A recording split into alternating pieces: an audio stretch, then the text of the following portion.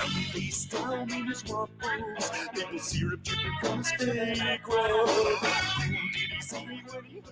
right, everybody, welcome out to the Logroom Guys Craft Beer Show. It is Tuesday, July the 5th, 2022. Jersey Johnny coming at you. With me, as always, is none other than Mr. Beer Samurai, licking his fingers.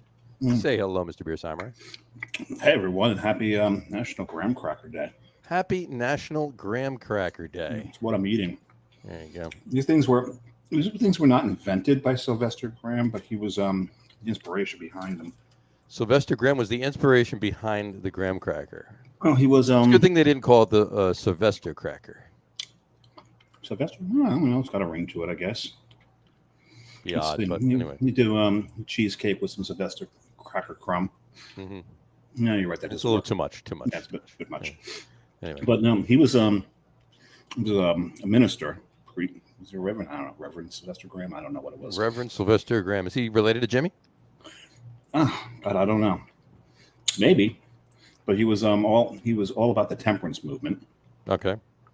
So there was like no wine, no women, no sex, no fun. You know. Right. So they wrote that was the Vapors. That one was the Vapors. Right. Oddly enough, that song is about masturbation, and he preached against masturbation. There you go. Against that. No sex, no drugs, no wine, no women, no fun, no sin. Well, actually, no wonder it's dark. Actually, I think the New Jersey ABC was part of that. They probably are. No fun. Okay, all right. But he was he was no meat, no nothing, no just graham crackers. Only cold bass. Cold bass. Yep. And cold bass. Well, I mean, bass is pretty good. I like bass. Baths. Oh, bass. Oh, I thought you said cold bass. I was like, and I like my bass cooked. You just take them right out of the, you cook them right, take them out right out of the river and start chomping on them. All right, there you go. All right. No, but he you don't slap at the bass. That'd be a bass. All right. How do I pull my bass out of the closet one of these days? At any rate, but no, he and back then these things were not as tasty as they are now because now there's a touch of honey in them. Just a little bit. So anyway. That's not what we're here to talk about. We are here to talk about temperance and not having any fun. Yeah, we're talking. Today's show is going to be about that, and in an unfortunate way too. So and that's no reflection on our guest. Not at all. He's just going to help us talk about it and rant about it. So let's bring our guest on right now. Welcome to the show, please, Mr. Albert Gattullo. Hey guys, there he is. Hey Al, how are you? Great seeing you again. Cheers. Cheers. How are you, sir? I'm good. I'm drinking out of the boob glass tonight because there are a lot of boobs in New Jersey. I thought because you were drinking with some boobs. There you go. Well, that too. So cheers. Cheers. I'm drinking out of my New Jersey glass. So between that, we got the Jersey boobs. I like that. And I'm drinking a Building Sandcastles. Very nice. Very tasty beer. I know that beer. But it's a little crazy what the ABC decided to do. Coincidentally, right before the end of the legislative session, Governor Murphy is jetting off to Italy. Mm-hmm. They basically dropped this on the brewers' lap and said, good luck. We're going to start enforcing this. It's absolutely ridiculous what they've done. Savage, even. Stupid. If you really want to put it that way. Insane. Ridiculously. Yeah. So why don't we cover what they did? Well, there were rules that the NJABC and put together a couple of years ago. The brewers screamed about it. They stopped it. They said, we're going to change the rules. They added more rules and then basically said, no, this is what we're going to do. And they were going to go ahead and do it. The pandemic hits. But what I didn't know and what I actually found out, I thought they had suspended all of those rules. They didn't. That's what I had thought too. Yeah, but apparently not. Apparently the rules were in effect. They just weren't enforcing them because obviously they couldn't get people to go out to the breweries to, investigate, et cetera, et cetera. So this bombshell that they dropped last week was basically like, nope, the rules are in effect. Now we're going to start enforcing them. And if you don't abide by them, guess what? You're going to get fined. You're going to lose money. And essentially New Jersey is going to be taking away a tax revenue of which the brewers have done very well the last couple of years in putting money into the state. It was one of the fastest, if not the fastest growing business segment in the state. Right. That's correct. That's correct. And, Let's just give one example. So in 2020, Governor Murphy makes this announcement as he's trying to get more people to get vaccine shots. He says, hey, get a shot, get a free beer from your local New Jersey brewery. Just show proof that you've gotten your shot, and XYZ brewery will give you a beer on them. The first beer will be on them. Well, according to the NJABC rules, every single free beer that the brewers gave out, it was illegal. Yes. And it's not like the state picked up the tab and said, we'll pay you for those free beers that you gave out. I can guarantee you, if you ask any brewer, they didn't get a dime from the state. No, not at all. So, well, it's hypocrisy that the governor would do something like this and not even know his own rules. I mean, it's ridiculous. I've never known the governor to be a hypocrite. Anyway, I almost look. Let's be fair. The governor has done some things in the state that have actually helped, but in this instance, when it comes to the brewers, this is something that he could change or stop immediately by executive order to say, look, we need to put a hold on this. We need to do a little bit more on this. We're pandemic. We're coming out of it. There's inflation going on. There's all these different things. Let's put a pause on this and see if we can come up with an equitable solution. And basically, he talks about being fair in New Jersey. This isn't fair. All of this sides with the restaurant owners as opposed to the brewers. 100%. What Chuck Garrity said from Death of the Fox Brewing, and he's really been on the forefront of all of this. I advise you to go check out Death of the Fox Brewing's page, or Chuck himself. Anything we talk about tonight, we'll put up on the Locker Room Facebook page. So you can go to it and check all the links out. But what he's saying, and he's 100% right, the NJABC is legislating entertainment, not beer. Yeah. Because if you look at most of the rules that have been set right now, they're all about entertainment, showing sporting events, trivia events. Oh, if you want to have an event, you can't hire a third-party planner. You can't. There's so many different things that you can't have food trucks on your property. You can't even. You can only advertise 25 events a year. Anytime you advertise an event, I've seen plenty of them on Facebook from Jersey breweries talking about what musical act is coming to their brewery this week. Every one of them counts towards the 25. And they have to, and every brewery has to submit a notification to the state for each of those events. Correct. And each of those events, not only is it a notification, it's not really a notification, it's actually applying for a permit in reality, because the state can tell them, no, you can't do that event. Right. And they have to do it. Absolute power to say, nope, sorry, you can't do that event. But listen to this. So they have to do it 10 days before the event. Right. I mailed out in May. They sent me an application, the DMV, for my handicap placard that I have on the car. I know I look young and virile, but I have issues walking, so I have a handicap placard. It expires in August. I mailed it in May. It's July. I still haven't gotten anything from the DMV. Right. Yeah. Good luck having. So you're telling me that the NJABC in 10 days is going to respond to you to say, yes, you can do this event, or no, you can't. I'll believe it when I see it. It's ludicrous, absolute ludicrous. Agreed.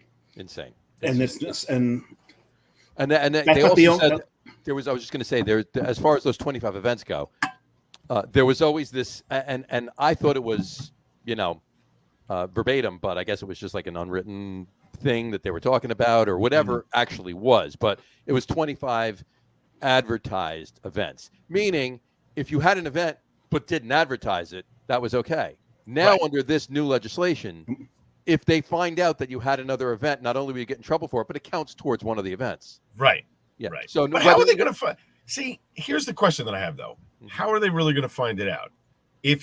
How about if you advertise? What if you advertise an event under somebody else, somebody who doesn't work for the brewery? Let's say me. I advertise an event that's going on at, I'm not going to name a brewery, but let's just say XYZ Brewery in New Jersey. Right. They don't know who I am. They have no idea that I'm affiliated with that brewery. People show up. How are they going to find out? There are ways around it. They're going to have to be creative right now. They're going to have to be creative. And let me tell you this. They are looking at social media. They are 100%. They are 100% looking at everybody's social media. Everybody's social media. So they're seeing all Scott's Wells memes? They are looking at everything. Nice. I like it. They are looking at everything. So the whole thing is, here's the thing though. Right. Okay, you have an event. that nobody posted, nobody advertised. There was zero advertising for it, but you had it at the brewery. Right. One of the guests at the brewery takes a picture of it and posts it on their Instagram, tags a couple of people in it, puts a couple hashtags in it. They get back to the ABC and they look at it. They find out that there was an event that Now the question is, they will. It will happen. Is an event where it's just you and your friends meeting at a particular brewery.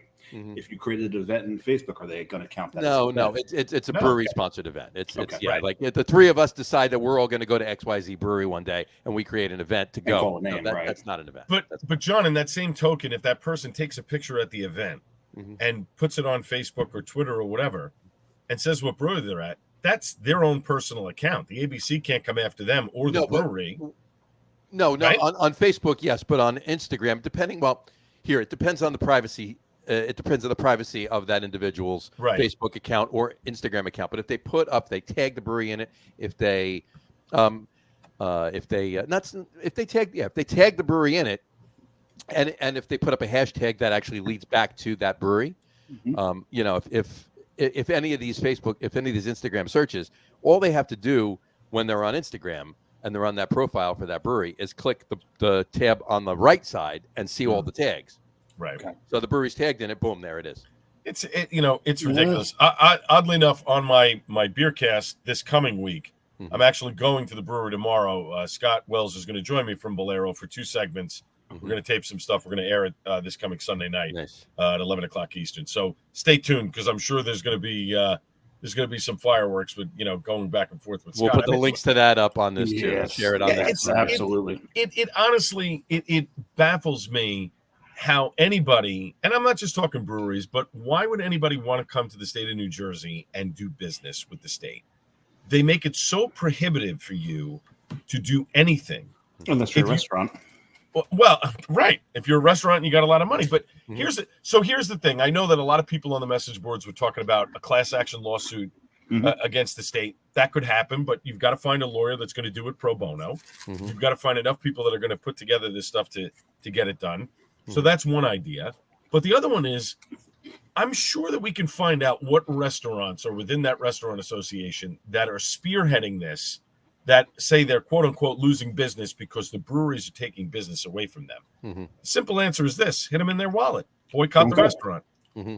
Don't patronize the place. It's clearly not. Here's the thing, and a couple people that I've talked to over the last 4 or 5 days or whatever, a common thread amongst different conversations I had with different people in different places was, okay, you boycott the restaurants. That was one of the things. Boycott the restaurants. But breweries sell beer to restaurants and bars, so you don't want to do that. But here's the thing. Clearly, the restaurants that are spearheading this with the lobbyists and everything else are not buying craft beer. No, it's probably all AB InBev. Right. And they all have draft systems from AB InBev. They're not paying for them, and they're wondering why people aren't coming. Well, there's a couple of reasons why people aren't coming. One, your food's terrible. Your beer is not good. Maybe you don't have servers to help. And look, and that's widespread at any restaurant. But the bottom line is, the restaurant shouldn't need a gimmick to get you to come into the restaurant. And it's not like the brewers are using a gimmick to get you to come into their place. They just want to offer some different things so that you'll come and spend some time. There are plenty of breweries that have worked with restaurants in their towns to help out one another. That's the other thing. If I were breweries, and I know that this is something that they probably won't do. Right. Every takeout menu that they have in their brewery, take them out. Sorry, if you want to bring food, get it somewhere and bring it in. But we're not gonna support these people until they do something to make a change here. And a lot of these things could be changed very simply. It doesn't require a lot. I think what they're trying to do, honestly, is they're forcing legislative action here, as opposed to let's put rules in place. Let's do legislative action to start changing things, because you guys agree the liquor licenses in the state, they're in the 1920s. Can we get to 2020, 2022 somewhere? I mean, let's get to the 21st century here. You have to make it. Yeah, I understand that these restaurant owners have paid in, whether they bought the license for $200,000 or $1 million or whatever it is. It's a commodity to them. They can sell it at a profit if they go out of business. The brewery can't sell their license. No. They have to get their license, then they have to buy equipment, and then they have to renew those licenses every year. Right. It's not the same thing. It's not No. equal. It's not apples to apples. And the brewery, No. and they have to renew the licenses every year. And I promise you, the brewery equipment is as much, if not more, than the liquor license that bar. By the way, that equipment depreciates in value. It doesn't go up. I mean, you can sell it eventually, but you're not going to get back what you paid for. Not even close. Not even close. Nope. And this is simple. Listen, I'm one of the dumbest human beings on the planet. If I can understand this, they certainly should be able to understand this. Honestly. Now back to the lawsuit. We were talking about class action lawsuit. Right. A lot of things to base it on. One of the things, and I think it was on Death of the Fox's post, who's actually someone else that shared it, said we've basically the one that said they're regulating entertainment. Right, not alcohol.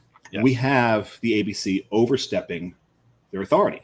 Correct. And there's legal precedent, right? When you looked at what Flying Dog took on the state of Michigan, because the ABC that said they could not bring in Rage and Bitch because of the name of the beer. Right. And Flying Dog said, no. The ABC is not, they're not censoring. They're in charge of alcohol. They have no authority here. They won that particular case. Right. So there's precedent that when the ABC oversteps what their authority is, that it can be overturned. Sure.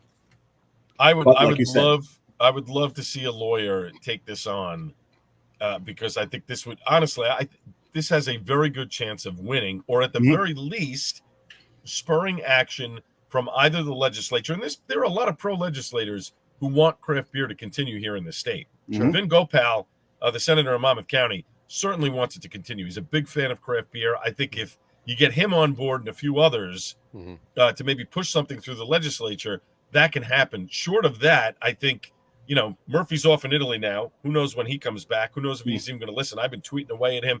I made a call to Trenton today. They wouldn't talk to me. No, he doesn't have any comment on it, no statement, whatever. So he's basically putting his head in the sand and he doesn't care. Right. But he's going to care when breweries start going out of business and the tax revenue isn't there. Yep. When tax revenues dry up, that's when he starts to care. Right. Exactly. Yeah, it's ridiculous. I like a couple of the memes that have been created. That like the McDonald's meme. You need to come look at our grease trap before we make your Happy Meal. Yeah.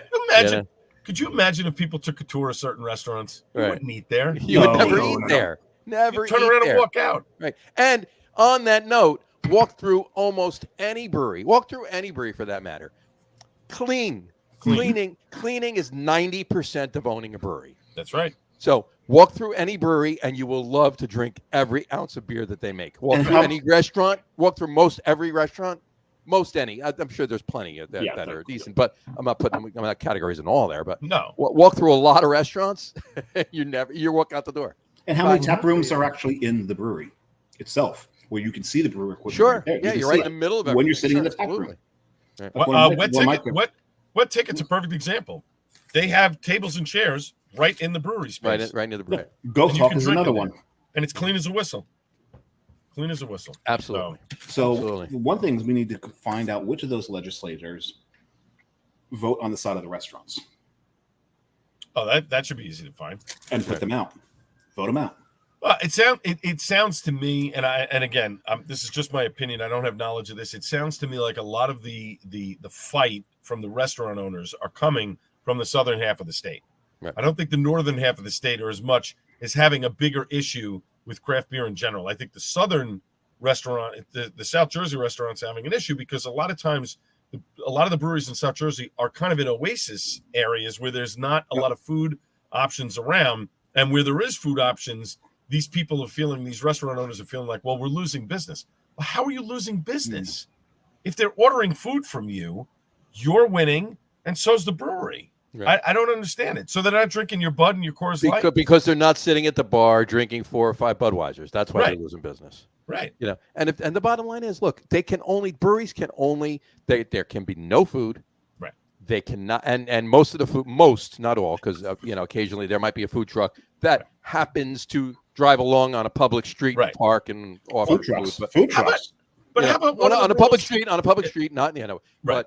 But the restaurants are winning there as far as that goes. But also, they can only brew their own beer. They can only serve the beer that they brew. Correct. They can't serve anything else. They can't even serve soda unless they make it there. They can't serve They can't serve coffee. They can't serve any other beverages. Well, Right. wait, the coffee No, was the the best. coffee, yeah. Are you telling me that rule wasn't enacted specifically for Death of the Fox? Is there any other brewery in the state of New Jersey that makes coffee and sells it in their Nope. place? Nope. None. None. Zero. The Zero. only one that does is Death of the Fox. Mhm. That was directly targeted at them. Mhm. You can't tell me that wasn't. Of course. And then they said, "Oh no, it's your grandfathered in. Don't worry about that. You have nothing to worry about." Chuck had mentioned it today on his Facebook page. But why create that rule? Because Starbucks was screaming? Really? Yeah, Starbucks is not hurting. Actually, I'm surprised that no breweries actually have a Starbucks in them. Right. Yeah. That might come exactly. It may be coming. That was one of the best lines in one of the. You ever watch Dennis Miller? Oh, Dennis Miller when he had his HBO show and he did the news, right? Right. And he says, due to a lack of available retail space in the downtown Los Angeles area, the new Starbucks opened up inside an existing Starbucks. And you had Lewis Black talking about exiting a Starbucks in Houston, looking across the street, and what do you see? Another Starbucks. Another Starbucks. Right. That's great. But yeah, all of these things, and again, so it's just that beer. They can't serve mixed drinks. They can't serve cocktails. They can't do any of that. No food. So I mean, what? I don't understand. I really just don't get the disconnect. I just really don't. And then the no food is the stupidest thing because drink all you want, don't eat. Yeah, get drunk and crash. We are probably the only country on the planet whose drinking culture does not involve food. Everywhere else, every other country you go to and drink, there's always food involved. Mm-hmm. Right. A lot of other states, there's food involved too. In most other states, exactly. We're talking about specifically New Jersey here. You're wearing a shirt from a brewery that has one of the best sandwich shops in it. Absolutely. Right? And I mentioned this is Pilsner Pirates. It's a shirt from Human Robot Brewing. By the way, I didn't say it before. I'm drinking a Mave 13 Tamave from Human Robot. So. We're gonna get to Pennsylvania in a moment, but I'm drinking Old Jersey today. This was proprietary pills from Icarus. I am oddly enough drinking it in the Treehouse class, but that's besides the point. And now the thing is, early on, Al, you talked about how we had the laws that were on the books not being enforced, but it seems that the enforcement was more stringent. Well, for describing beer, yes. Yeah, stringent. Yeah, no, so I'm missing a word. More, not strident. There's a word I'm missing. At any rate, but tougher. We'll go with tougher. Okay. Tougher than they originally were. Take the brewery tour thing. Right. That asinine bit of legislation. Mm-hmm. that you've got to tour the brewery first. Before, it was really only you just needed a tour before you drank.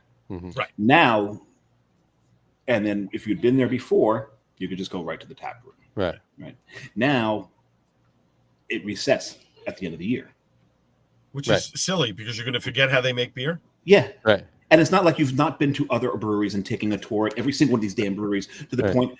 Any three of us. Well, every brewery makes beer differently, right? I mean, every brewery makes beer differently. Now, granted, I'll say. No two the same. That said, Gretchen Smithhauser still gives the best goddamn tour you'll ever have at a brewery. But think about it. Think about it for a second with the tour thing. So I know Sunday I was at my favorite watering hole at Paragon Tap and Table, and I ran into somebody that works at a brewery. I'm not gonna mention the brewery. They were fined by the ABC a couple of weeks ago because they didn't give a tour to somebody. Think about that. It's ridiculous. They didn't give a tour to somebody. You walk into the place, the tanks are right there. There's a picture in the brewery how our beer is made.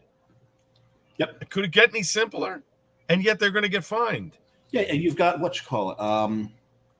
they're all Cape May actually has a great tour. In order to get into the tap room, you have to take the tour. You have to walk through and look at the signs and whatever and this and that before you get into that. They set that up so well. It wasn't originally was not like that, but they reset it up so when you walk in, you are on the tour in order to get to the tap room. Right, and I get it that breweries now they can't do that. I understand that. Right. But I mean, Bolero did it smart. You took the tour. They gave you a card that you wrote your name, the date, so that you had record. You collect it. But why are the breweries now going to be responsible for taking people's names and information and storing them in a database that they have to give to a government entity? Why are we doing this? Do you Just do to that make when you it go to tougher. a restaurant? I Just don't make have it a tougher for problem. I don't have one problem doing that as long as every single restaurant does the same thing. Right. I mean, do you every time you go to a restaurant For you my have to kid, give your for their name? kitchens, write the information down, send it to the state. Every single one do that, then fine. Then every brewery can do that. It's almost, again, like I said, they want to penalize small business from trying to make a profit. I don't understand that.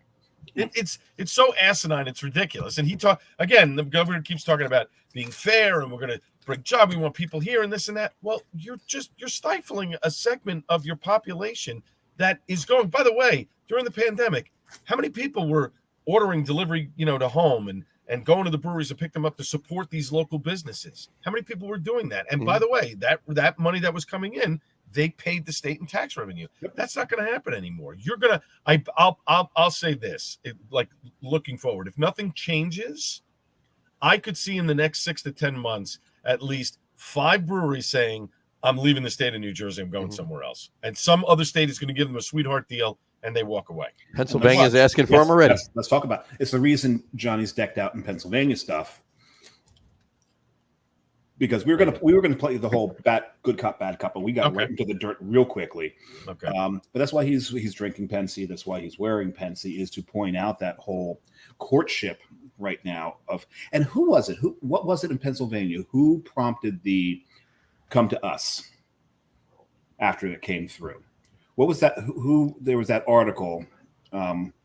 New Jersey proves yet again they're the armpit of the nation. Brewery.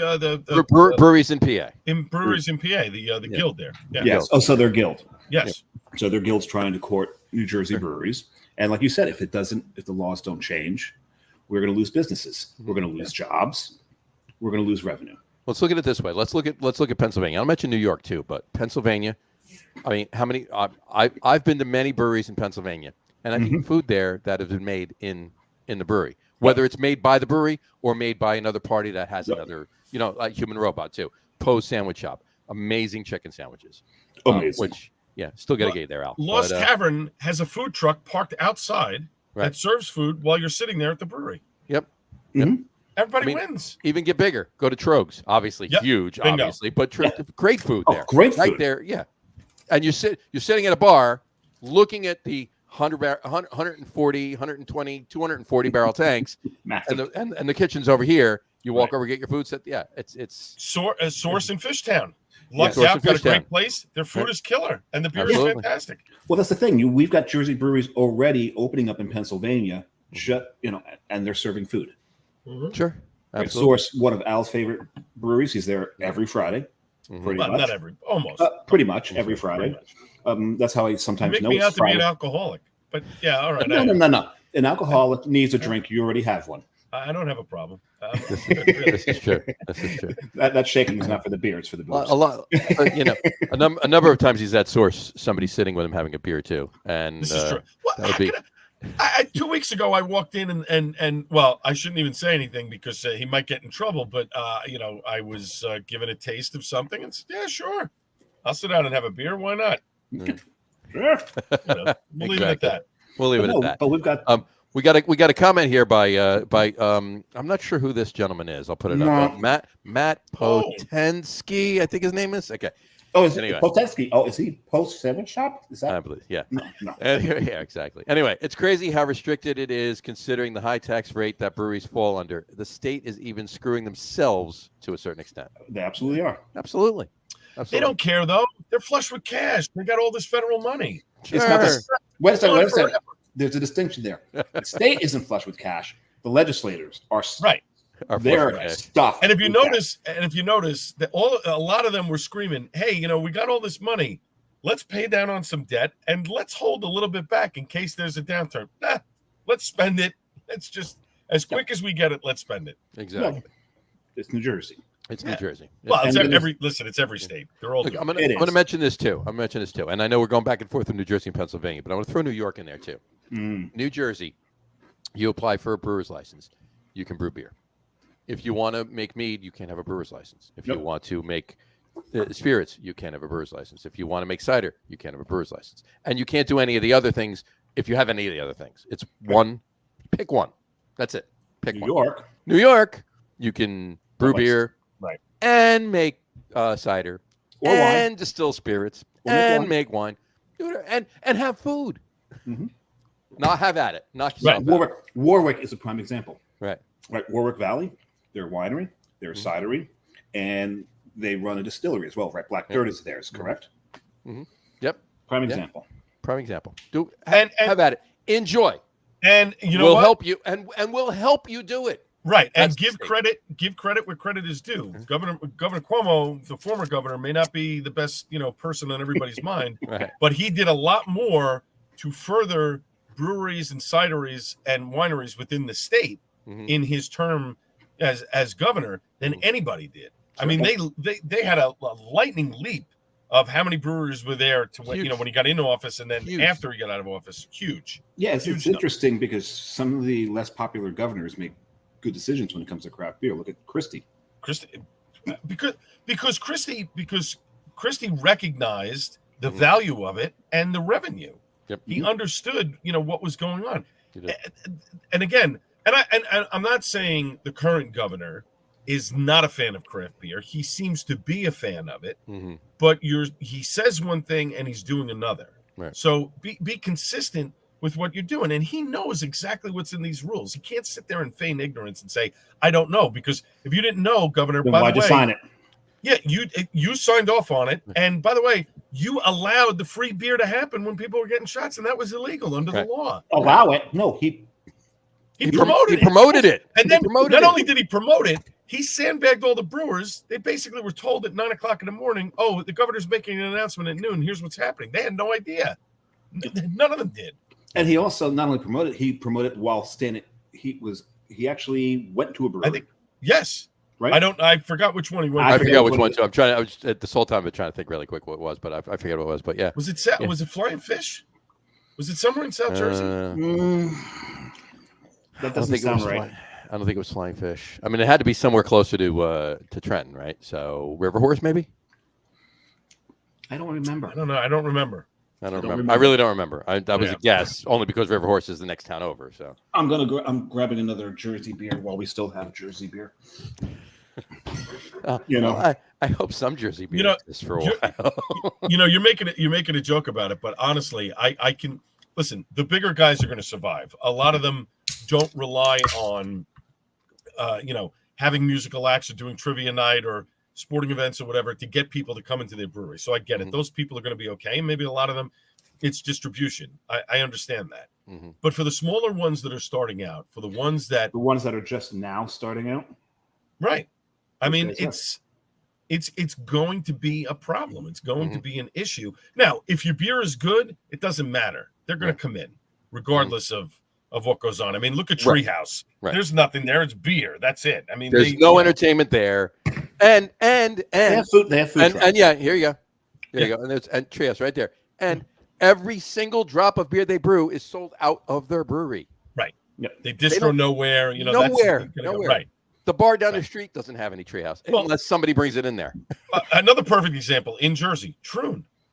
Troon is a perfect example. They brew the beer there. You come and pick it up. The only other place you're going to get it is at Brick Farm Tavern. That's the restaurant right there on the park. That's it. Nowhere else. And that's what's going to end up being. Now, listen, they're happy with that. I'm sure they're making money. It's a nice problem to have, and I'm sure they've been approached by distributors to try and distribute their beer, or let's build a tap room or whatever this and that. Right. But their model works for them. But what happens to a Twin Elephant when they can't host a musical act because it goes under the 25 rule and we can't promote it? You can only promote it every other Thursday at 5 p.m. And if you have it on for 10 minutes too long, they're gonna fine you. Most of these people are just gonna be like, you know what? What's the point? Why am I killing myself? What is the point? That's the point. Right. What is the point? Right. It's just it's sad. It's really sad. Especially we're going into an inflation. People are looking for reasons to just get off. Just get on the government dole and stay there. Honestly, I think it sets a bad precedent here, and it's something that can be changed very simply. And I don't understand very easily. It's just it's so ridiculously easy to fix this. It is, but a certain person whose name we won't mention has been banging away, telling people, contact your legislators, contact the governor. We don't mention his name on the show anyway because you do it 3 times he shows up. Right. So That's why I didn't mention his name. But it's out there. And we will share the link after the show on the Lager Room Guys page. Yeah. All of these posts, all of these memes, well, even the memes, we'll share them. But the post, contact your legislators post, and also the post to get to the governor. Even though he's in Italy, he's still going to get the message. Flood his office.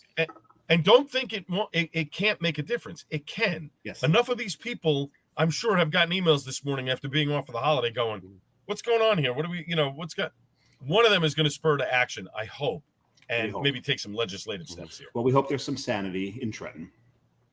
We hope. There's got to be some, right? It's got to be. There's got to be some. You would think. We'll see. And if not, hey, tell them at the polls. If they're not going to listen to the emails, tell them at the polls. That's it. That is exactly how you can enact. And you know what? And they decided to enforce this after Election Day, didn't they? Oh, of course. Yeah. Of course. Smart move. Wait on it. Just wait a little bit on it. There we go. Okay, now make the statement. Now make the statement. All right. What's your second beer? That's my second one. How many beer? From Alternate Ending. Very nice. Excellent lager. They did a great job with this. Kids are in the water. Children are in the water, and they're having a great time. Mm-hmm. Yeah, I was going to say, are you going to crush it? Crush it like Quint. Crush it like Quint. There you go. Dave, what are you having? Oh, I showed you what I'm having. Oh, very nice. Considering Matt Patensky, the head brewer behind this beer, has commented on the show. He did. There you go. We'll go there. This is some amazing New England style IPA. There you go. Beautiful. Yeah, I heard Mosaic and Galaxy. It is pretty tasty. This is the second time I've drank it on the show. The first time I drank it was the launch party. Yes, very good. It was the key to that Folgers coffee commercial. Key to the Folgers coffee. Yeah. Anyway, all right. I'm gonna have. All right. So I had a human robot. Right. That's what this shirt is. Pilsner Pirates. Right. But it's funny enough. Really quick, human robot is in Philly. Yep. And they have a Pilsner Pirates shirt, obviously. So I wore the baseball Pirates cap with it. So I'm going to drink a Pittsburgh beer, London Crawling, from Grist House Brewing. Nice. There you go. I hear that's a phenomenal beer. It is a very tasty beer. And it is an English dark mild. Let me just pour it off here. Oh, I love a dark mild. Oh, yeah. Now, a funny thing about the I don't know if you guys saw this. One of the pages posted it. There's an event next week, I believe, in New Brunswick, where they're talking about New Jersey liquor licenses. Yes, East Brunswick. It's in East Brunswick. East Brunswick. Yeah. So I'm actually thinking about going because I think it's from 2:30 I was to considering 5. going too. Yeah, I was considering going too. Yeah. Because I'd like to know, so which of you guys here at the restaurant doesn't like craft beer? Because you got a guy on your board that owns a craft brewery. Right. Yeah. Third State Brewing. I think the guy who owns Third State. Right. Okay. It's on the association. Yeah. So what's up, guys? Like, what day is this happening? I think it's next Tuesday. Next Tuesday. I believe it is. I think I actually have it here. Let me just see if I can pull it up really quick. Yeah, it's a liquor license town hall event. Apparently, an assemblyman will be there. He's the chairman, Joe Danielson, chairman of the New Jersey Assembly Oversight Reform and Federal Relations Committee. Mm-hmm. There's a lawyer that's going to be moderating it. And, Jay Mahoney, the owner of Third State Brewery, is the president of the New Jersey Brewers Association. He's on this board. Right. So, be interesting to see. That will be interesting. So, that it's definitely going to be interesting. That's for sure. And we're going to post everything on the Facebook page. So anybody listening, anybody watching it, just go to the Facebook page and check it all out. Everything step by step, everything that comes out on this, whether it's just fodder or information or results or anything like that, it'll be all be on the. And now, if that meeting gets out of hand, start going to some of the stuttering John questions. Yeah. What did you do with the money? Exactly. What money? John's a good guy. I know him a little bit. He's a good dude. That'd be awesome. The stutter's legit. He's a good dude. Mm-hmm. But he can talk without the stutter very easily too. He can. And oddly enough, the first time I met him, he brought dwarfs up to the studio so that we could toss them. It's hilarious. You haven't lived until you've thrown a short person down a hallway. Really. Oh, that's good. Oh my Totally God. wrong. It's I wish totally I wrong wish I was now. there for that. Right. I did. I was privy when I worked at WINS. I was privy to a few of the things that Opie and Anthony did. Oh, I was Oh involved my with. God, So. that would be But I'm an not going to get interesting- into them on this show right now. That would be an interesting version of cornhole, now, wouldn't it? Just imagine. whoop. Yeah, actually, Missed you're it by right. It would be. much. Missed it by that much. That much. Oh, geez, it gets smart reference. There you go. But yeah, it's Anyway, we've gone off the rails here. a little bit. Well, I mean, what else is there? I mean, yeah, people expect us to go on a tangent here and there. We got another comment. I don't know if you want to put it up. Said, remind me to tell you a story about dwarf tossing next time I see you. Done. That was from Matt, not me. Gotta say, I don't think I've ever tossed a dwarf. It's a harness, the whole thing. It's very elaborate. It's involved. Very It's involved. Yeah, there's a helmet, the whole thing. Yeah, Safety first. Safety absolutely. first. That's right. Absolutely. That's right. Yeah. Anyway, that's good. Where were we? What the hell were we talking? We were talking. We were talking about the state of New Jersey. Oh, being douchebags. Right. I was going to say bass acrods, but potato. Yeah, I'll go. Yeah. Okay, so have we covered off on all the stupid regulations? Have we missed any? I mean, there's so many of them. It's basically like, listen, we want you to go to a brewery, buy your beer, drink it quietly, don't make any fuss, and leave.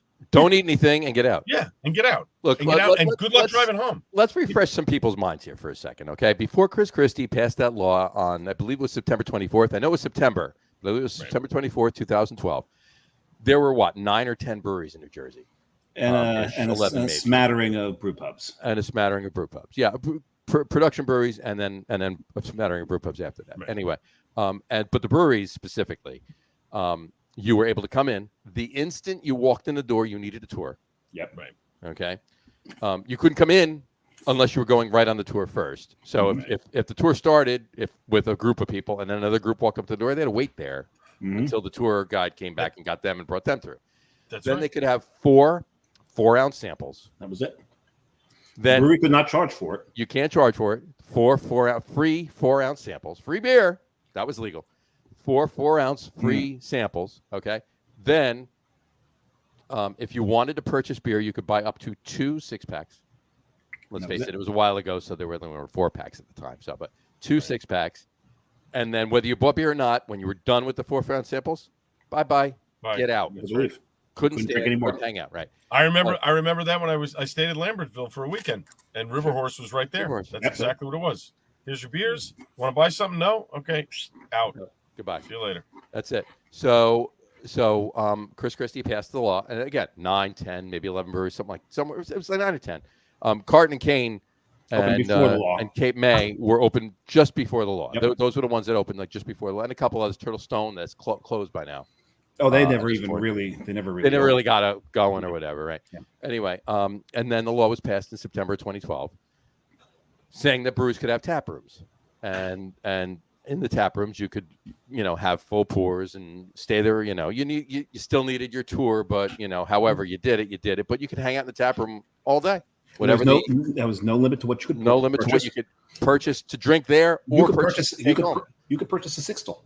You could buy 5 half barrels to take home in your car if you wanted to. It's up to you. So, still no food. Still no food. But just beer. But just beer, and that's what obviously inhibited the explosion of craft brewing in New Jersey. So, I mean, we're up to 134, 135 breweries right now, and some have closed. So, had those ones not closed, we'd be over 140 at this point, right. probably even closer to 150. But whatchamacallit,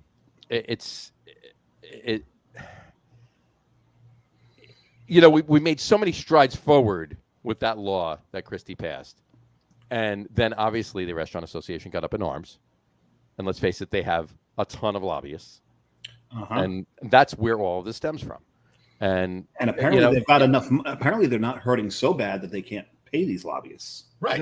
No. They all cost money. Yeah. And what baffles not as much as legislators cost. Well, that's true. But what baffles me is, why is it that these particular set of restaurant people, because there are restaurant owners that will work with breweries Mhm. that are happy to have Absolutely. them come in, Sure. and do things with them in their towns, whatever. Even if they don't necessarily do a tap takeover or anything like that, they will support them, Sure. and Well, vice versa. Cloverleaf Tavern being one of the greatest examples of that. Right. But even that, I mean, Cloverleaf is, listen, it's a great restaurant, but it's designed to support a lot of craft community. local breweries. So I get that. What I'm talking about is like there's a pub in Rahway that has a dedicated tap for Wet Ticket. Now they have other beers there as well, can selection and draft beer, but one of their taps has the local brewery in town, which is a good thing. Sure. It's a hand-in-hand thing. Absolutely. What I want to know is It where should are be. these restaurants that are hurting, that are not getting the business? I'll bet you some of them are local, because I've heard some rumblings that one of the restaurants that's near Ashton Brewery in Middlesex County, not happy with the breweries, and they're the ones that kind of spearheaded this effort, or at least got into somebody's ear that said these breweries are taking money out of my pocket. Well, let's see the books. Yeah. How much money are you actually losing? Is it because your food is not good? Is it because your service is not good? Or is it because maybe people don't want to, come to your whatever the case may be? Let's see why you're losing money. Maybe it's just a failed restaurant. Let's see why a brewery that can't serve food, can't really have many events. They're not making 3 times the money that the restaurant is making. There's no way. It's not happening. And can only serve nothing but the beer they brew on their premise, is taking money out of a restaurant that can do everything. I can't see it. I can't see it. You brought up earlier, Al, find out who these restaurants are that are spearheading it. Boycott them. Right. But if you even want to play even dirtier, take to Yelp. Take to Google reviews. Lambast. 1-star reviews. Yeah. Oh, yeah. Yep. 1-star them to death. Yeah. Drag those ratings down. The There's no proof that you don't have to, they're not keeping books that you visited or took a tour, so they can't prove you were there or not. Right. That's a good point. This is very true. There's maybe that makes them start taking notes of whether you were there or not. How many times you've been there. But you know what? Think about it. If you go to a good restaurant that has good food and a good selection of, whether it's beer, wine, spirit, whatever it is, you're going to go back. You're going to continue to go to that restaurant. Oh, yeah. If your service is terrible and your food is terrible, you're not going. I don't care what is there. If it's not the breweries, they're going to blame somebody else. Right. I'm gonna put this out there really quick. I clearly love craft beer. I think everybody can get that. Right. I got to test. I don't. Right. I didn't until tonight. I didn't. I swear he does. I swear he does. I don't only drink craft beer. Right. I drink other things. We've seen it. Spirits. I occasionally drink wine. All right. I always eat food. Occasionally, you're made to drink Trust seltzer. me. I'm going to go to a restaurant on occasion that may actually not even have any craft beer on tap. Right. Yeah. This weekend. That's me. We went to Torino in Metuchen. Right. I recommend it to everybody. I'm getting over there very soon. You got to. Yeah. And here is right now a lot of restaurants that are doing well. One of the reasons they're doing well, BYOBs. Yep. Because the alcohol markup in restaurants, especially wine and spirits, is insane. Yep. Right? Craft beer, not so much, but everything else is insane. So the BYOB restaurants, maybe that's what's taking business away from these restaurants. Could be. Right? I mean, and again, we're talking about a state that is so restrictive in their liquor license rules. It's so archaic that it's based on population size of each town as to how many licenses you can give out.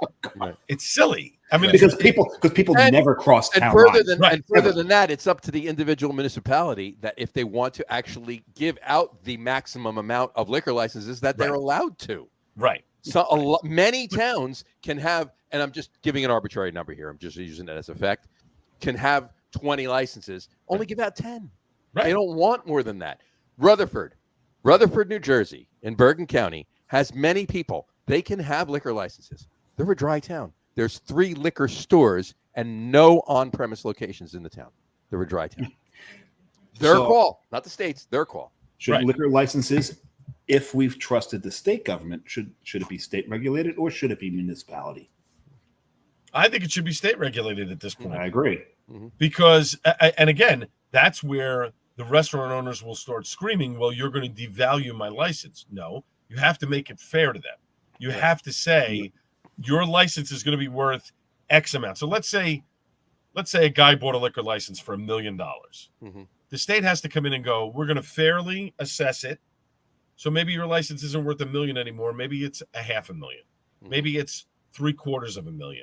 Mm-hmm. Somewhere around there, so that we can free up, some other stuff to allow other people to come in to have a shot. But that's not in their best interest. Listen, maybe somebody like a Torino restaurant wants a liquor license because they want to showcase Italian wine, to showcase their Italian food or whatever. Maybe they want to have meat. Maybe they want to have meat there. It'd be nice to have some meat there. Maybe they want to have meat there. It would go perfectly well with the blueberry panna cotta. Right, but that looks so good. Just to see the process of what he was putting together, I was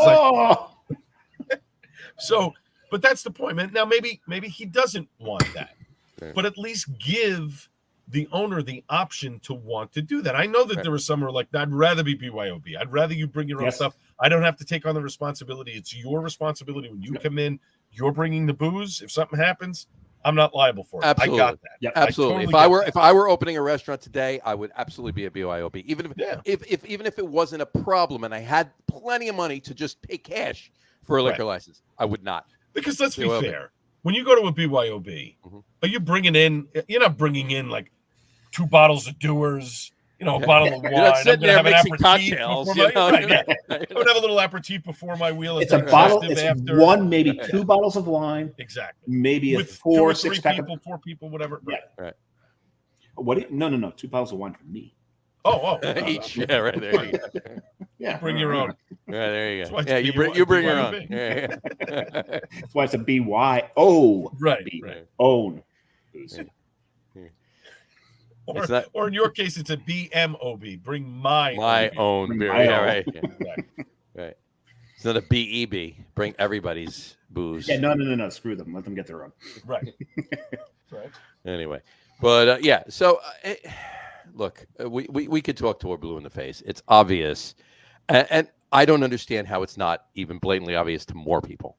And when I say more people, clearly it's a lot of people understand it. I mean, the more people in that, what's that? That's over there, Trenton, that place over there. Yeah. And I mean, I mean, do you think I'm wrong in saying, do you think I'm wrong in assuming that there are plenty of people that were privy to all of this going through last Friday that sat there and went, really? That's what we're voting on? We hope. Well, no, and now wait a second. Now you're going under the assumption that the legislature had something to do with this. I don't believe that. Or not voting on, but at least seeing what's going on. No, because they didn't even see it. It just went through and done. It just went through because it's the same rules that they had 2 years ago, which have been in effect. Right. They basically dropped the bombshell to say now we're coming to enforce it. I don't think the legislature had anything to do with this, or even saw it, or even know about it, or remember it from 2 years ago. They're worried about so many other things. Sure. And there's been a couple of things that went on in the last 2 years that kind of took their mind off. And there's a safe bet. The governor got a phone call from James Graziano and said, we're doing this today. Okay. And that's it. It's all right. I'm going to Italy. Have at it. Yeah. Bye. Arrivederci. Ciao. 4th of July. Happy birthday, America. I'm going to Italy. Italy. Yeah. A place that's been fascist, but still has better liquor laws than New Jersey. Fair point. Yeah, very fair point. But Europe itself, you said it. The culture. You said it. It's the culture. There is zero tolerance for alcohol in Europe. You get caught drinking and driving, bye. There's no, I got a lawyer, I'm going to plea bargain, I'm going to do this, I'll do community service. Nope. So they know. So that's why non-alcoholic beer is so popular in Europe, because these guys know we can bang back as many as we want. And we know we can get in our car and we can drive at the end of the day. And if we're going to drink in excess, we're going to do it in our homes. We're not going to be in some, unless we don't have to worry about driving. We're stumbling to our hotel across the street, or, whatever the case. Or somebody else is driving. You're taking a cab or a lot of the small towns in Italy, you just walk there. Right. You're like a local. Hence the stumble. I mean, but think about it. Why did Stone Brewing fail in Germany? Because the location that they had was gorgeous. It was beautiful, but it was too far away from the tube. It was too far away for Uber. And most Europeans, they want to go to a place to drink where it's close by to public transportation or someplace they can get to conveniently, without having to get in a car and drive. They miscalculated. They had a mindset in a United States mindset where they have this beautiful location off the beaten path that everybody's going to flock to because it's so gorgeous. Right. That's not the way it is over there. But you also not even close. A lot of the European beers also lower in alcohol than what we make here, because this is America, bigger, badder, whatever, and. I'm not going to drink a 4% Kolsch. What are you, out of your mind? What are you, pussy? Right. Right. No, I want to get up in the morning and not have a headache. Exactly. And that's not to say I don't listen. That's not to say I don't like high ABV beers, but let's be smart here. You can't do that every day. No. If I've got the keys and I'm driving, my first one may be a high, and then I go to the lows, and then I stop entirely. Right. Exactly. And then it goes right to water. Yep. Right, because you're responsible. And it seems in New Jersey, they don't think that any craft breweries can be responsible. Right. So they have to take all the fun away. I'm the opposite. We're all children. Right. And I'm the opposite when I'm home. I'm the opposite when I'll ramp myself up because I always want to end, especially in the summer, right? I always want to end the day at my fire pit on my deck with a cigar and a high ABV beer. Oh, it helps you sleep. But then I'm gonna crawl inside and go to sleep. That's what I'm gonna do, So speaking of, I'm gonna ramp up my ABV for my third beer. Why don't you ramp up your ABV for your third beer? I'm gonna finish my second one here. I'm just not down in it. By the way, it's a Pennsylvania glass too. Nice. There you go, right there. Food there. Mine is just very generic. There you go. I'm just drinking out of the same glass the whole time. But the one that you got there, John, Two Rivers, the food there is amazing. Mm-hmm. Absolutely amazing. Absolutely. The bison burger. Ooh. Yes. Bison burger's very good there. Oh my god. Very good there. Mm-hmm. So, but I'm sticking to Jersey. Johnny can go Pennsylvania all he wants. Just hopefully he's not taking Coastal Brew Works to Pennsylvania. No. It's not coastal. I don't know. I mean, satellite operation. Exactly. It's not coastal, John. How about Lakel? Can you Lakel? Like do it at a lake somewhere. Actually, you can go Littoral. Well, on the coast of a lake, right? It's still coastal. It's called Littoral Brew Works. You can go that way. There you go. Literally Littoral. Littoral. But I'm gonna go with 2 tons because I love these boys, the Barbieri's. So this is an IPA, Imperial IPA. I didn't even realize that thing was blocking this the whole time. Like nothing that matters. I didn't even notice. But this was their OG. Couldn't see your face, but I didn't even notice. Oh, that's a good thing sometimes. So this is most of the time. This is Hammer and Ale. This was Hammer and Ale. Yes. This is why they impressed me, is because they originally contract brewed out of Climax, and the first beer they brewed was an IPA. Mm-hmm. And we know that Climax does not brew IPAs. It's a fad. It's a fad. Yeah, IPAs are a fad. They're going away. I don't know who said that, but I heard it somewhere. Jim Cook said the same thing. He thought it was a fad. He was wrong. He was a little wrong. And then they finally had to go, he had to get rebellious. And finally. Rebellious. I see what you did there. That was good. I like that. I like that. But he even admitted he was wrong. He said, we missed the boat on it. Well, because he's a good guy. The other person we're talking about has not admitted that. Like a 200-year-old beer style is it's a fad. A fad. Well, the American version of it is. Well, yeah, very little to do. Bastardized American version of it. Yes. Right. Yes, bigger, badder, stronger. Right. That's right, America. So anyway, but I love this beer. So what I love about this beer is it's malty, resiny, and I had to save it for last because I'm not going to taste anything else after this. At a 9.1%. It's not even the 9.1. It's just the resiny aftertaste to it. Does it say how many IBUs? Just out of curiosity. I don't know. I can always look it up and see. We can always. If it's even listed, a lot of places don't. It's got a government warning on it, but I'm not pregnant, so we're good there. I may look pregnant, but I'm not. You can identify as pregnant now. I can. Oh, can you? Oh yeah. Okay.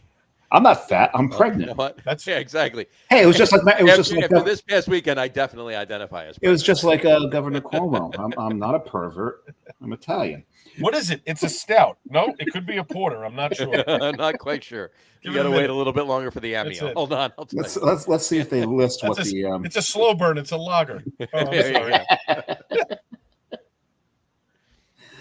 So Hammer and Ale Imperial IPA is oh god. And I don't know if I got it. My Untap locks all the time now. See, John, you and I are going to have a problem on Friday right. at Yacht Rock because what do they serve there craft wise? I don't think they serve anything craft. They don't really have anything. Okay, so Hammer and Ale Imperial IPA is listed as 0 IBU, which is absolute bullshit. It means they just didn't enter something. They didn't enter something, right? They didn't put it in. Right. It's actually 100, and they forgot the 10. Yeah, that's probably what it was. Well, they put 100 and it just cycles down to 2, so they left those 2 digits and it's 0. So what beers are you bringing to Yacht Rock? I'm not bringing anything because I'm not. There's really not a place to tailgate. So you can't really. It's true. We're having dinner on the boardwalk with some folks, and then we're just gonna walk over to the. But the day after, John. Probably actually thinking about going to Taka first. Actually, we're going to. Oh, nice. Sushi first, and then just walk all the way down Cookman. I have reservations at where do I have reservations at? One of McLuhan's restaurants on the boardwalk. Oh right, yeah, sure. Iron Shark, whatever. Is that it? I forget what it's called. Iron Whale. Iron Whale. Yeah.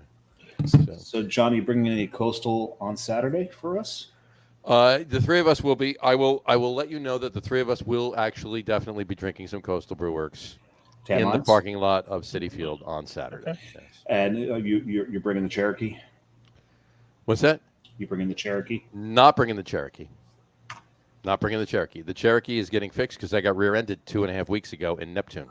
You never told us that. I didn't. The 2.5 months. The Grand Cherokee is getting a new transmission because I remember that. Five year that story. Yeah, 5-year, 100,000 mile warranty at 5 years and 1 month and 1.1. Yeah, the trans goes. So $5,500 for a transmission. We have it back 2 weeks, and I get rear-ended in Neptune. So it's probably one of those. It's probably one of those damn restaurant lobbyists. There you go. Yeah, right. They sought me out and just ran into it. That's right. But no, they're doing some research. Went to a brewery, didn't have anything to eat. Didn't have anything to eat. Yeah. They were. Yeah, I was coming down 35. So maybe they were coming from Kane now. Okay, I'm just kidding. Who's getting arrested by one of you? Because I keep hearing it's sirens. Dave. It's Dave. Oh no. So yeah, my mic picks up everything, and I live in Union City, so there's always some siren going off at some point. All right, just it was going on for a while. I figured somebody was outside the door getting popped. No, and it's funny because the thing is, I didn't even hear it. I tuned it out, and that's actually one of the lower ones. If the fire department has to come this direction, no one will hear any of us. And John can attest to this because they come right down the road, 1 block over, and they usually slow down as they pass Dave's window too, just to give a little extra effort, right? Oh, they love it. And they hit the wind up too, not just the electronic. They hit the wind up too as they pass by. Every now and then they squirt our windows with the booster hoses. There you go. That's nice. Yeah, it'd be cool. No, they don't do that. But it gets. You see the water just straight stream right in Dave's face. That's great. Oh man, those booster guns are fun though, aren't they? I know. But anyway, no. So, but the it was actually a company vehicle that hit me. So the company's insurance, they're paid for everything. It's fine. So we'll have the rental. We'll have the rental there. Okay. It's a Chevy Equinox. So nice. So they had to give a comparable. Now, here's the question though for Saturday. What time are you guys getting there? As early as possible. No, I heard this the other day. So it's a 4:10 game. I heard 3:30 is the ceremony. Yes. That's so correct. we should go in by like 3. Right. So get there at least by 1. I would say by 1 the latest, if not a little before. Yeah, my plan was to leave here by 11 to get out there, and I think I'm going to cut through the city instead of going Staten Island, Brooklyn, past JFK, taking the cross. I think I'm just going to go up to Lincoln, city, Midtown. John loves the Midtown Tunnel. Oh yeah, he does.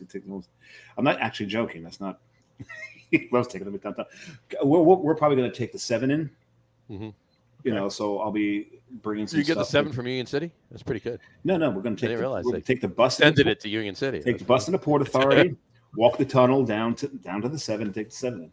Nice. They used to have a ferry from Staten Island that would drop you off at the marina, and then you could walk up to when it was Shea. They got rid of that ferry. It was the best though, because you could park. It was a 30-minute ride. You didn't have to worry about any traffic. And then it was, 3/4 of a mile or whatever from the marina. Well, the ferry's still from, I guess it's Belford or the Atlantic Highlands. You could still take that ferry that goes to the marina. That one's still there. Oh, is that right? Yep. Oh, really? That's not the C Street. That would be the Belford one then. It's the Belford one, yeah. Yeah, that'd be the Belford one. Yep, it's still there. But, and ironically, they've been talking about this for 2 years, and I think it's actually finally happening, but it's going to be at least another year or so before it goes in. But in Belmar down here, they're actually putting in a high-speed C Streak from Belmar that goes to the city, and there's going to be one from Belmar that goes, according to the plans, is going to go to the marina out at City Field. Oh, that'd be cool. That's great. I literally could technically walk to City Field from here. Well, you can walk anywhere if you've got the time. Well, that's true. Too. Except maybe Australia. Walk without much effort. How's that? But do people, to those who are listening who don't know, what's going on Saturday? Yes.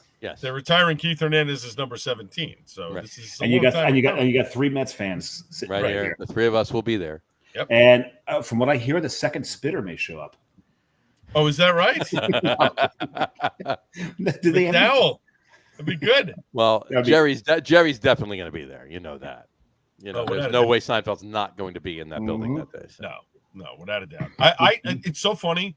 I know so many Met fans that are going to the game that are telling me where they're sitting and this and that, whatever. I'm like, who's not going? It seems like everybody that I know is actually going to be there, which is great. What's interesting, this is the first time Carrie's going to be at Citi Field. And she's like, well, do we have good seats? I'm like, seats? No. You go, you say hi to your seats, and that's the last time you see them usually. Right. Yeah, we might be in their seats for the ceremony. Yeah. But after that, you can see the game from anywhere. I'll be sitting for the ceremony. Yep. I will probably score the first inning, maybe 2 in my book, and then I'm going to get up and I'm going to go have a couple beers. I might go down. I'm going to eat. I'll probably go down to the oh no, I may be upstairs at the Italian Sandos up. Oh, that's good. That's good. I'm going out on the Shea Bridge to the big beer town. Oh yeah, you got to go to Beer Town. I'm going to Beer Town, and then over to probably later in the day. I may actually take part in maybe the Jim Beam bourbon bar over there on. Oh, that's a possibility too. Yeah, because she'd asked me, she's like, "Oh, are we all sitting together?" I'm like, "Doesn't matter." Citi Field, it does not matter where you sit. No. You don't. There's not a bad seat in the place, and you could stand anywhere too. And you really just don't sit. You just watch the game from wherever you happen to be at the time that you want to. And from what I heard, weather-wise, it's actually supposed to be very nice. Why did you say? Please don't jinx it. I'm knocking on. I just knocked on wood. We're good. You're good. I've got wood here. Yeah. Another one of my favorite places to go. I didn't need to know that, Dave. Down here. Sylvester Graham would be so upset with me right now. Yes, he would. But another Monsignor Sylvester Graham. Yeah, I don't think it's Monsignor. Oh, whatever it is. But also, getting down behind the bullpens is a lot of fun. Yes. Oh yeah. I actually almost got in trouble there once. We were back there, and someone got up to warm up, and a couple picnic tables over. This one guy goes, "Who's this guy?" And I yelled across to him, "Oh, that's the player to be named later." Not knowing that that's only a chain link fence and they can hear you. So the pitcher warming up stops mid wind up, turns around and goes, "Dude, really?" Meanwhile, the catcher has fallen over laughing his ass off. Right. And my buddy's like, "Dude, we need to get out of here." That's pretty funny. Before they throw us out of here, we need to get out of here. What's your third beer there? Jersey. Come on, we got to keep it Jersey. Got to keep it Jersey. No, John's been keeping a Pensy. I've been keeping a Pensy. All right. Wait, you're both drinking Jersey beers now. This is peer pressure, and I'm coming home. I'm gonna drink a Jersey beer.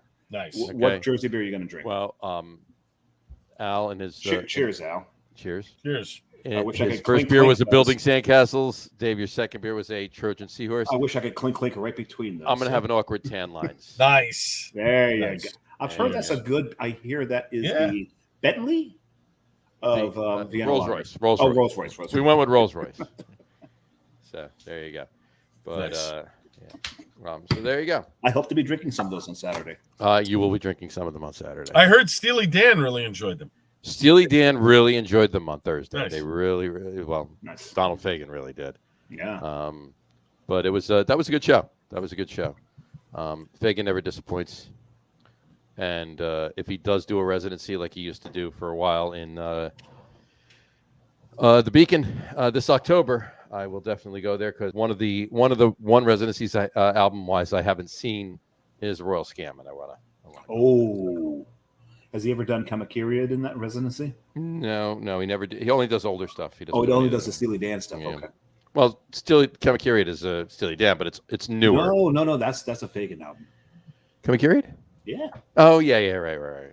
But it's still it's still later anyway. It's even after Nightfly. He stops at Nightfly. Nightfly is the newest album that they do there. And that's still like what? 82. Early 80s. Yeah. 82. I saw Nightfly. It was actually really good. I'm sure it was. Yeah, it was really good. So cheers with awkward tan lines. I'm drinking it in a cheers glass there. There you go. Cheers. Oh, it really is the Rolls Royce.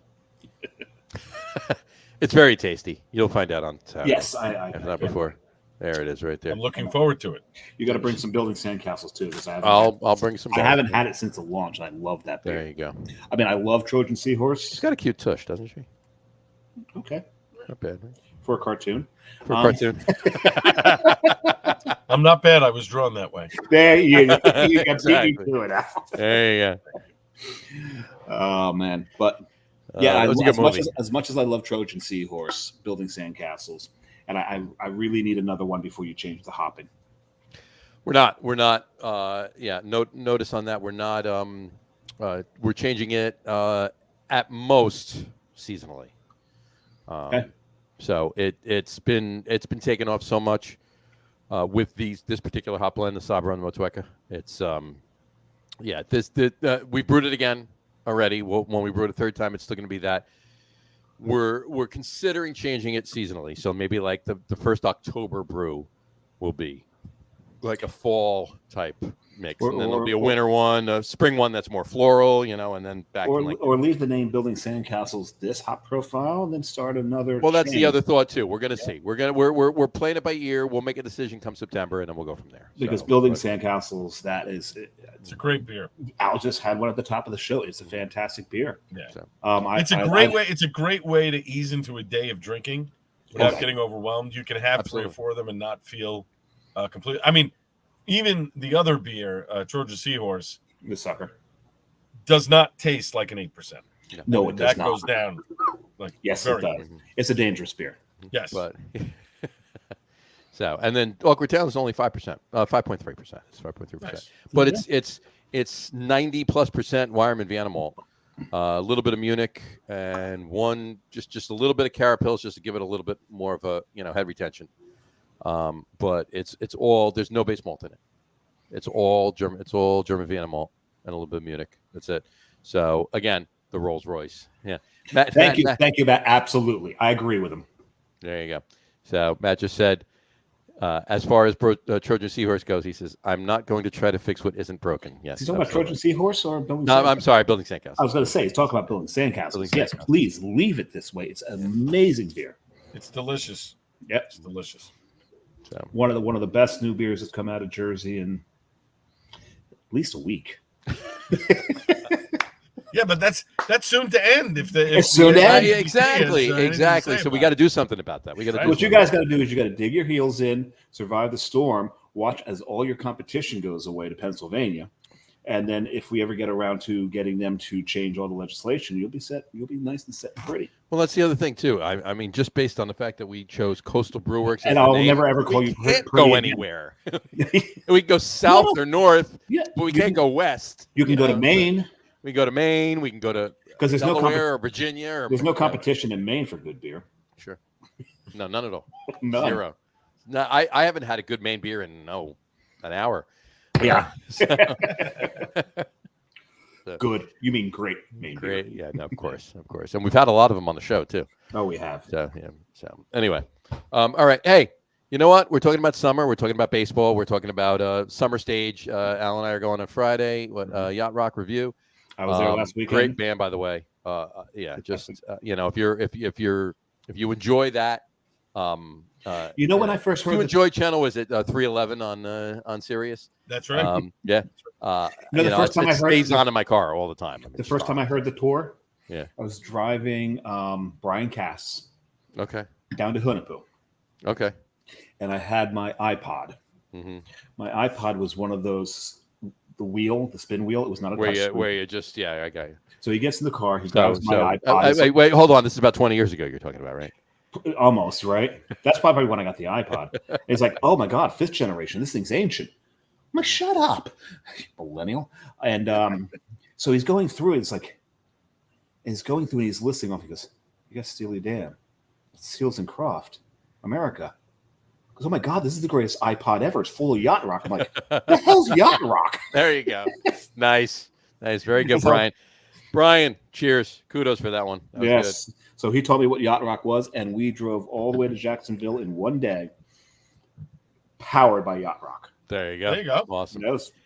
But they're a cover band. They're a cover band of 12, 15 pieces. Yeah. All together. I mean, they have a couple of female singers. Damn, nice. Yeah. So last year it was the Men in Tight Jeans tour. So they all wore these really tight jeans, and they're all in shape. I don't think there's a fat guy in the group. Oh, then I can't be in it. Right. But they're phenomenal, and the covers that they do are just, it's awesome. It's just a fun event. Everybody's dressed in like a captain's hat. There's all these like Captain and Tennille type people. I'm waiting for Captain Stubing. Do they do sailing? Do they do sailing? They have to. They do Christopher Cross. I don't know if they do. I don't think they do sailing. Ride Like the Wind, they definitely Ride do. Like the Wind. But sailing, isn't sailing the song that gave the genre the name? That's a good. You know what? Good question. But I really think it was before that, because they do. Oh my God, what do? They do. Oh God. See, this is what happens when you drink. You can't remember nothing. You can't remember shit. Actually, if I've had like one or two, my memory actually opens up.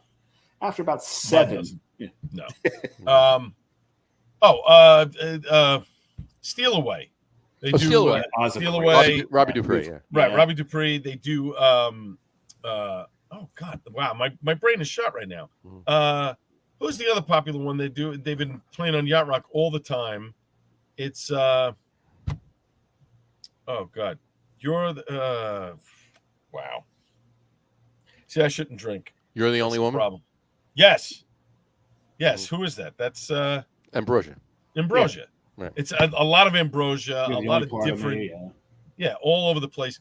But they're really, really good, and the whole crowd is just into it the entire night. It's phenomenal. How could you not be? It can't be. The tickets are $25. Yeah. Oh my God.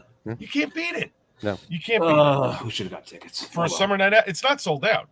No. Nope. No. I need to go talk to someone after this. I think you should. I'm in. Put it this way: it's worth the aggravation of trying to get down to the shore to see the show. And Dave, really you can take the train too. By the way, and take right? The train home That's too. true. Could. I am. Well, you're going. Yeah. I'm going. I'm going 2 stops, but that's you're not going that far. I could walk, but I'll be sweaty by the time I get there, so I'm taking the train. So, anyway, Edward Meyer just commented in. Eddie, nice score on the Trojan Seahorse, Samurai. How's retirement going there, Eddie? So the story behind that is I was at ShopRite Liquors here in Lyndhurst. Mm-hmm. I originally put it up as Lundhurst because I didn't have my glasses on, but Lyndhurst is the U looks like a Y. It's fine. It was the last Coastal Brew Works that they had. Mm-hmm. So, of course, I'm sitting there in the store going, oh, my God, I've got the last one. I'm so lucky. I got the last Coastal Brew Works Trojan Seahorse. Get up to the register. It's like, this is the last one you've got. Now, mind you, I've also got a couple of other beers that I may have taken the last ones of, but hey, they sponsor the show. I got to talk about. Exactly. Ed said excellent. There you go. Yes, but yeah, he is a rock climber. There you go. He's one of those that will do you climb up, and then there's the overhang, so you got to hang off the overhang to get up and around it. Nice. Yeah, this guy's finger strength. Yeah, I already felt just hearing you say that. I'm standing watching Al fall, so it doesn't matter. Al just fell 2 feet and twisted an ankle. I fall putting my pants on, so please. Same. I want to see me climbing a rock wall. Yeah, you want to see how many times it's taken me to get my foot through my underwear? There you go. Let's not go there, okay? All right. Like, damn it. Damn it. Damn it. Welcome to our 50s. So, that's right. Sadly. Don't get old, people. Don't get old. Die young. Exactly. Right. And Eddie's laughing. There you go. All right. All right. But anyway, See, but the first time that happens, you laugh.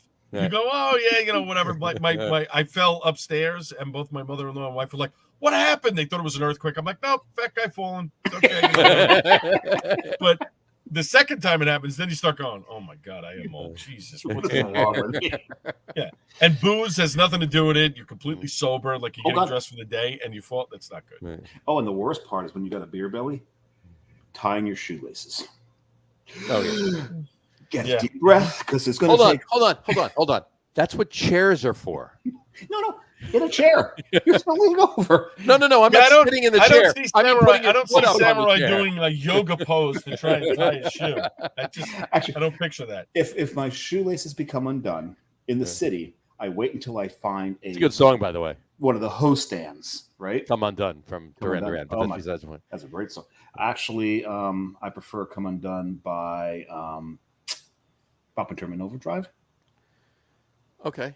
Right? Is it? We did. Please come undone. And I was, that is right. Yeah, right. Ben, I was in Brother. We had a song "Come Undone" too. That was pretty good too. Yeah.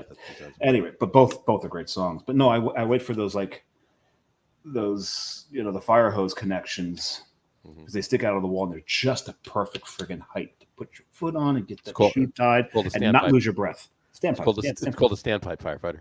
Yeah.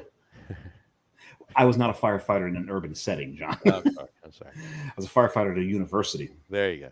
There's standpipes at universities. Not in Rutgers, there weren't of the day. All right. Anyway. Not on Cook campus. Not on Livingston campus. Oh, all right. Fine. Fair enough. All right. On that note, we're Bush campus. Chuckle as you need to. Yeah. There you go. All right. Let's breeze to our top three list. All right. Top threes. Obviously, we do a top three list every week. Our top threes this week is top 3 favorite summer songs. Top 3 favorite summer songs. Obviously, not beer related, but it's summer now. It's 2 weeks in a row we've not gone beer related, but that's all right. It's all right. And we were going back and forth. We were debating whether we wanted to do sports related with Al on the show or songs or song related with Al on the show. But so, either or would have been fine. And I actually have a sports one for Al afterwards, but that'll be like a supplementary one. We'll just and it's my fault we didn't go with the sports one because my experience in what John wanted to do for the top 3 is pretty limited. It's the top 3 favorite places stadiums you've seen a baseball game. Mm-hmm. And I think I've 5 baseball. We'll just talk about that afterwards. But in any event, tonight's top 3 list, official top 3 list, is top 3 favorite summer songs. So let's let Al kick it off and give us his top 3 favorite summer songs. All right, so my first would be "Hot Fun in the Summertime" by Sly and the Family Stone. Is this 3, 2, 1 or 1, 2, 3? Does it matter? 3, 2, 1. 3, 2, 1. Okay. So that's number 3. My second one is actually a Donna Summer song, "Bad Girls." That's a great. It's just a great tune, and it just reminds me of disco and skating at a skating rink back in Staten Island in the day when I actually used to skate. And then finally, my third one is the Boys of Summer from Don Henley. Nice. Nice. Or the Atari's version of it. The Atari's version is good. I love that. I prefer the Henley one because I actually met Don Henley once. I prefer the Don Henley version too. And I didn't meet Don Henley, but I prefer the Don Henley version. I got to smoke some awesome weed with Don Henley. And I'm officially jealous. I was quite stoned, and it was very good. And we had a nice little conversation. Sly in the Family Stone? No, what's that? You just foreshadowed one of my picks. Yeah. Oh, no, his pick. Never mind. It was his pick, yeah. Nice one. There you go. So, Hot Fun in the Summertime, Bad Girls, and Boys of Summer. Right. Yep. Cool. Dave. In the Summertime by Mungo Jerry. Mungo Jerry. This is 3, 2, 1. Really? You never do anything. It's never no. There's really no order here. It really depends upon the mood because in the summertime, it's kind of it's a fun song. It kind of gets you to move, but in a kind of a weird way, right?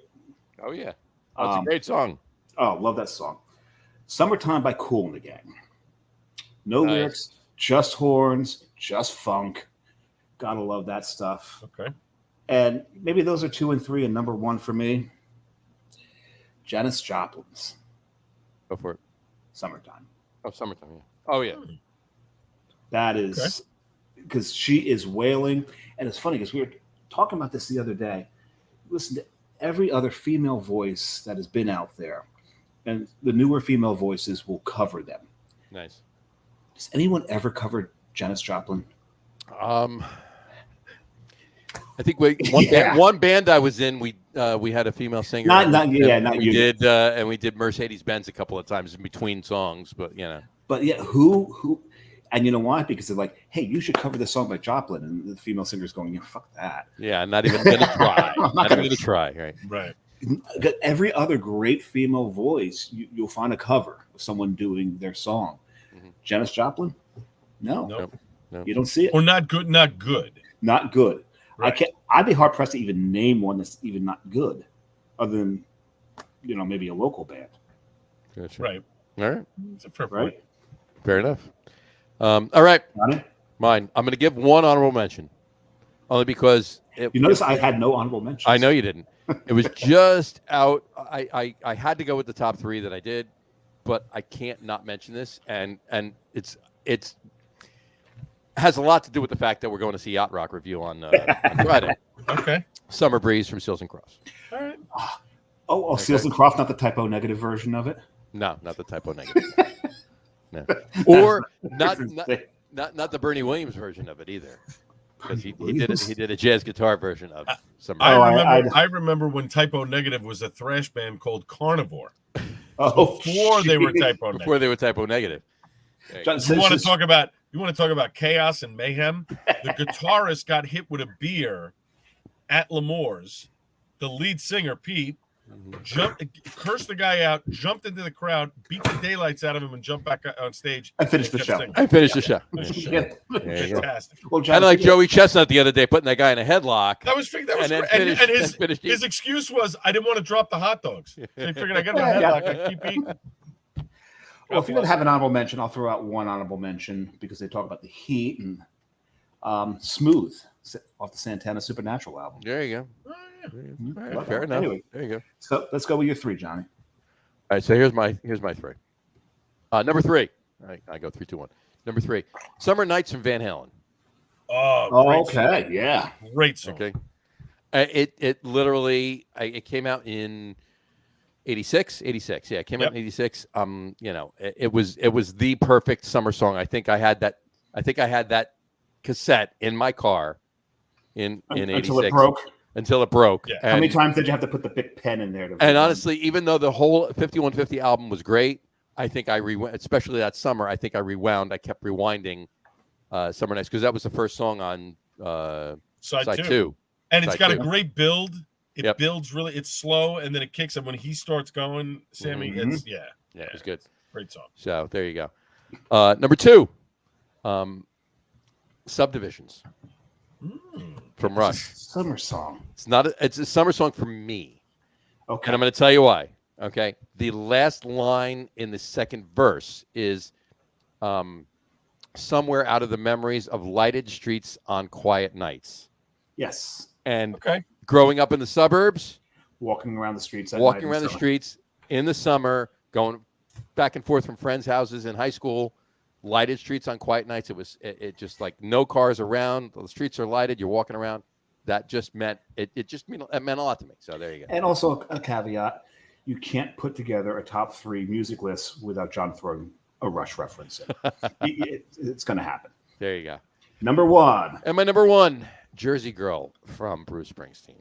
Oh yeah. Because down the shore, everything's all right. Everything's all right. Everything's all right. There you go. Except for the traffic. Well, once you're down the shore, everything's all right. Once you're there, going to the shore, everything. Or trying to get home. Yeah, but I live down the shore right now, so yes, so you're good. There you Anyway, so there you go. Those are my top three. And honestly, in any of those spots, you could probably pretty much insert any Bruce Springsteen song, summer-wise, in there because not any Bruce Springsteen song, but a lot of older stuff you can. Yeah, Philadelphia doesn't fit that. Philadelphia does not fit. No, it doesn't. No, but his early '80s stuff certainly fits. Summer. Sure, absolutely. Absolutely. And then I give the guy a lot of credit. He's in phenomenal shape. His tour is going to be kick-ass next year. And I urge people, if you've never seen Springsteen before, and I'm not the biggest Springsteen fan in the world, go see him once live. It will change you. Yeah, he is an amazing performer. Yeah, amazing performer. Live, he's amazing. And it's interesting because at Summer Stage last weekend, we went and saw Nathaniel Ratliff. Mm-hmm. He did Asbury Park. And I'm like, you're not. You're in. I'm sorry. He did Atlantic City. I was confused. He did Atlantic City. We're in Asbury Park, where Springsteen made his name. Mm-hmm. Right. And you have the balls to play a Springsteen song about Jersey. And he never. I think he was thinking maybe he'd come up on stage because listen. Actually, I'll tell you one thing. Everybody there thought Springsteen was going to come on stage because every phone went up on record. Right. And I'm sitting there, and you know how it works. Once the first verse was over and Springsteen didn't jump up, you're like, he's not coming. Yeah, put your phones down. Put your phones down. Exactly. Well, he was busy. I'm sure he was busy at another Paul McCartney concert at that point. So it's very possible. He's following him around. So yeah, him and Coldplay. Yeah. You know how I know you're gay? What? You remember that the 40-Year-Old Virgin? One of the outtakes was Seth Rogen, right, and Paul Rudd. They're playing video games, and it's all you now ranking each other out. Yeah, and this is all improvised by them, and they're playing. You know how I know you're gay, and you know how I know you're gay? No, how? You like Coldplay. Yeah. Here, fun fact, and I'm Paul Rudd, yeah, and Donald Fagen, yeah, born in the same hospital. Interesting. Mm-hmm. There you go. In Passaic, New Jersey. Passaic, that's right. Yeah. Mm-hmm. Interesting. Very cool. There you go. A few years apart, but a few years apart, yeah. A few. Well, yeah. Paul Rudd's like what, 50-something? He still looks 35. Paul Rudd is 53 years old. Paul Rudd is. Are you kidding me? Paul Rudd's 53. Yeah. Yeah, he looks like he's in his 30s, early 40s. Paul Rudd's 53. Pops. Him and Tom Cruise, they must go to the same place because Cruise does not look 60. Well, that's the Scientology, man. That's the aliens. Oh, yeah. Well, he's what, level 87 now, or whatever it is. Is he Grand Wizard yet? I think he's taking over for L. Ron Hubbard at this point. Yeah. Well, that's what you get from jumping up and down on a couch on a talk show. There you go. A maniac. Yeah, but give the guy credit. I mean, they could have just as easily released Top Gun Maverick, streaming and whatever, and he's like, nope, we're going to hold on to this, and we're going to put it in a movie theater. Mm-hmm. And you know what? He was... Damn, if he wasn't right. Yeah, he was right. Think about it. Well, he knows the following. Mm-hmm. Yeah. He knows everyone's got the need. But it's the need for speed.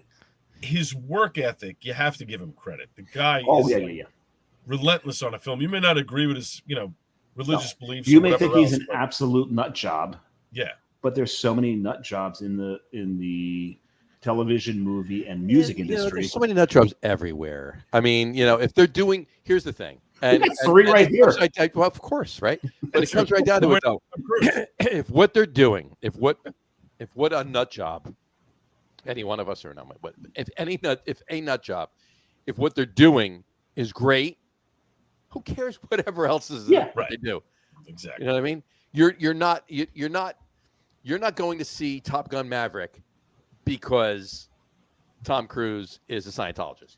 You're going unless you are a Scientologist. Well, whatever, but still, it's the only reason anybody ever saw Battlefield Earth. Fair enough. Yeah, but you know what? But think about that. Tom Cruise, John Travolta. Tom Cruise, his career keeps going this way. Travolta, I mean, since like early 2000s, his career has not been successful. But does he really care? No, he might not.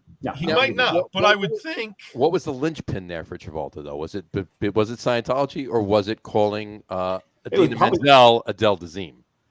Oh, no, that might have been it. It might have been Planet Earth. That could have been that. Of Battlefield Earth, whatever. It might be one of Battlefield the Earth, greatest moments at the Oscars, aside from the slap. I mean, Right. the slap thing was hilarious because That I was was just like, Actually, as far as I'm concerned, one of the greatest. No, that was a Grammys. Never mind. Done. but Adele Dazeem is fantastic because everyone just was like, "What's he talking about? What Is he stoned? Right. is he on drugs? What? Yeah, exactly." So, Why do we have a hockey background all of a sudden, Johnny? Oh, I'm sorry. My bad.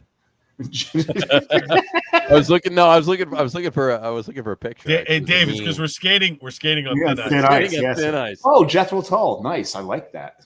There you go. I gotta find this. No, it's, At least he didn't mess up the way he did at the there it is. beer dinner.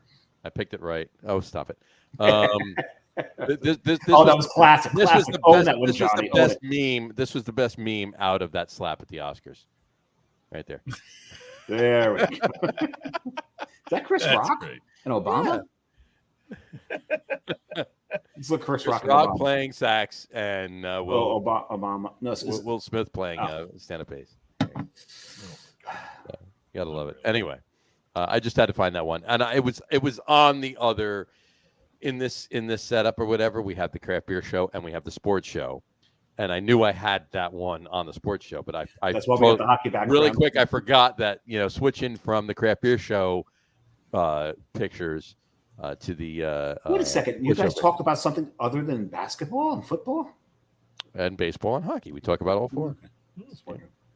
There you go. All right. Well, let's get on with it. All right. Let's get on with it. Right. Exactly. So really quick though, speaking of sports, really quick with Al.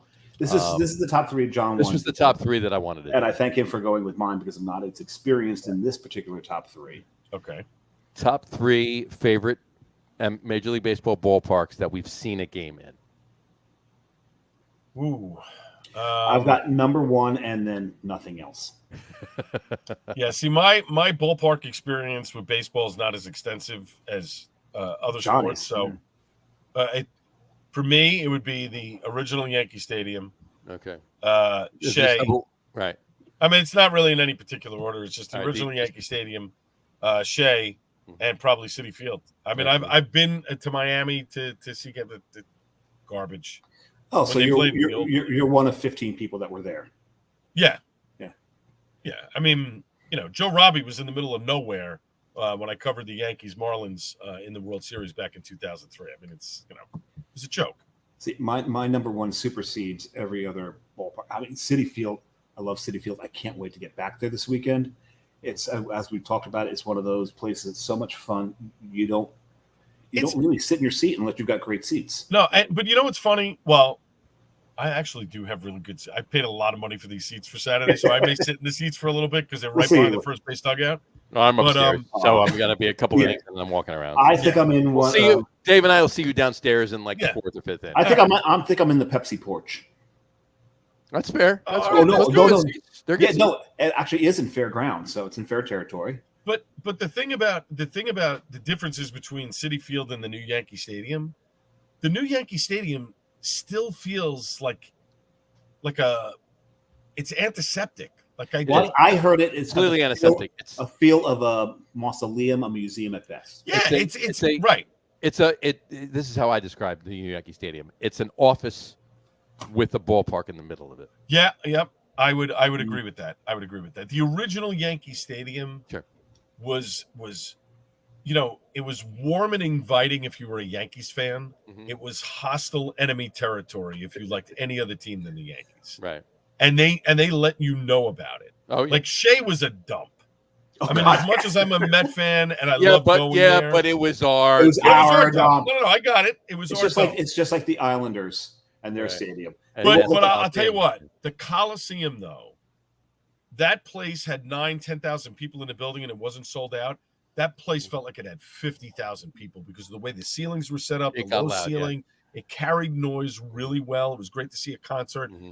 That building shook when stuff was going on. That was the cool thing about it. I mean, yeah, again, they called it a barn and it was our barn and all that other stuff. But the Coliseum had a unique feel to it. It was almost like, it's a bad term, but it almost like a warm hug. If you were an Islander fan, it kind of just you embraced it. Right. Yankee Stadium was that place when the Red Sox fans came in or Orioles fans, whatever it was. Man, you knew about it, and to get out of there was kind of like, oh my God, you'd have like an anxiety attack trying to get out because it was so crowded. Right.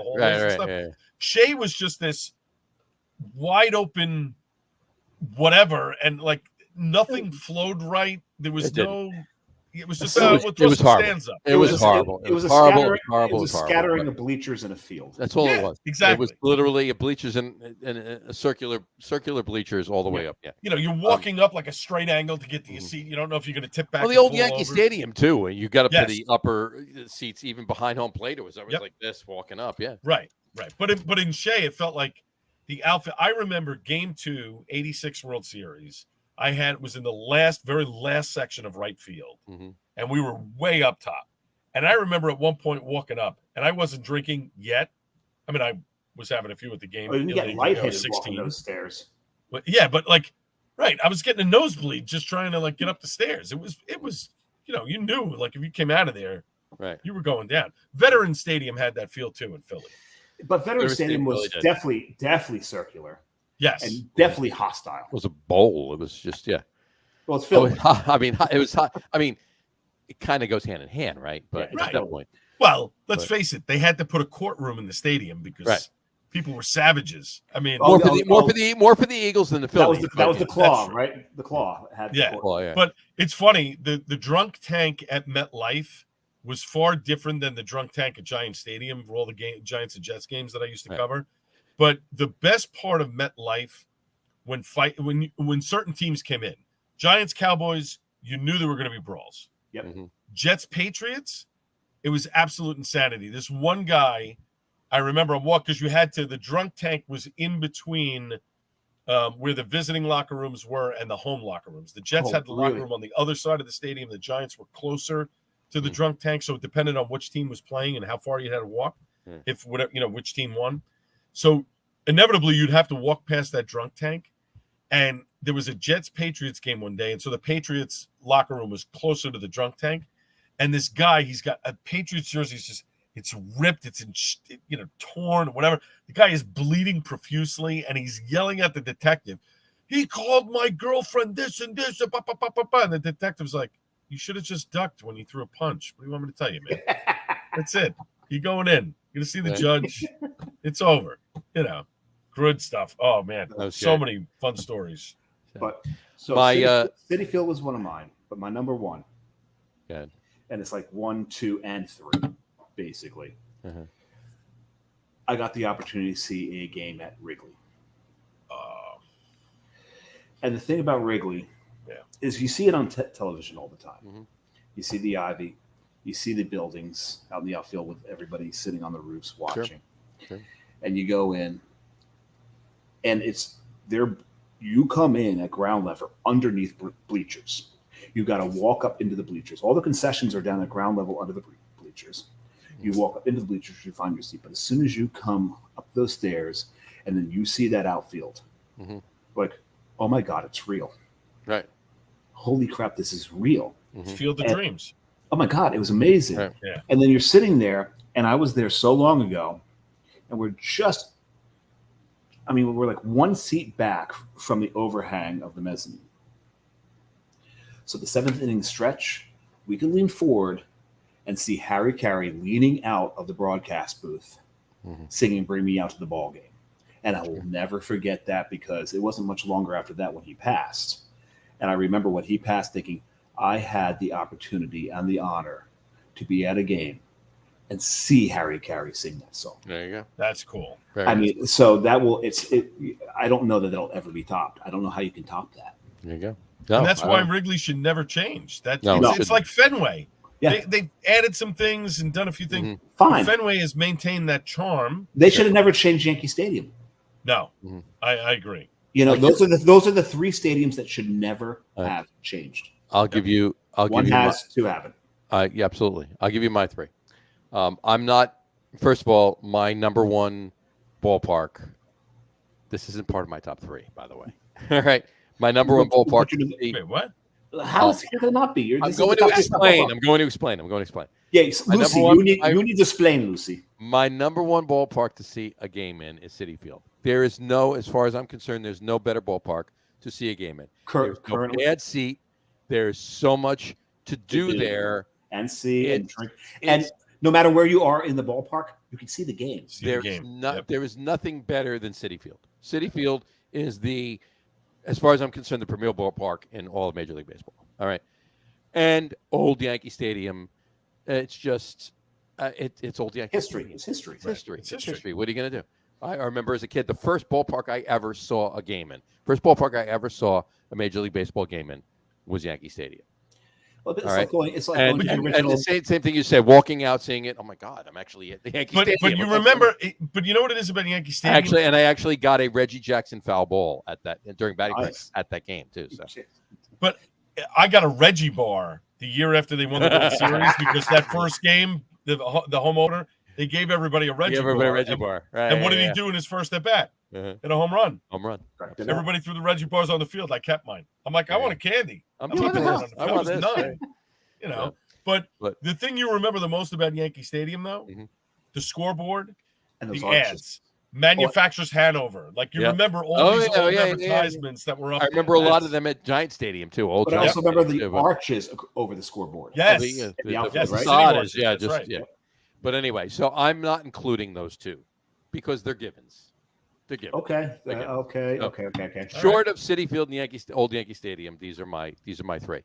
My number three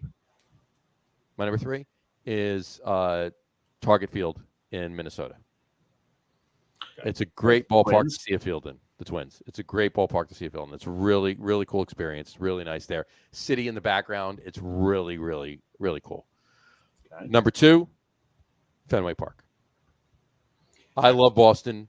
I love Boston. I need to get there. It's on my bucket list. I go to Boston 2-3 times a year. I just love the city of Boston. But Fenway Park, obviously it's the history. It's the history. Yeah. It's sitting in the seats. I've been in, as many as I've been on the tour at Fenway Park more than I've seen games at Fenway Park. Here's the thing I've been in the visitors dugout. I've been in the visitor locker room or whatever. I've been in the scoreboard.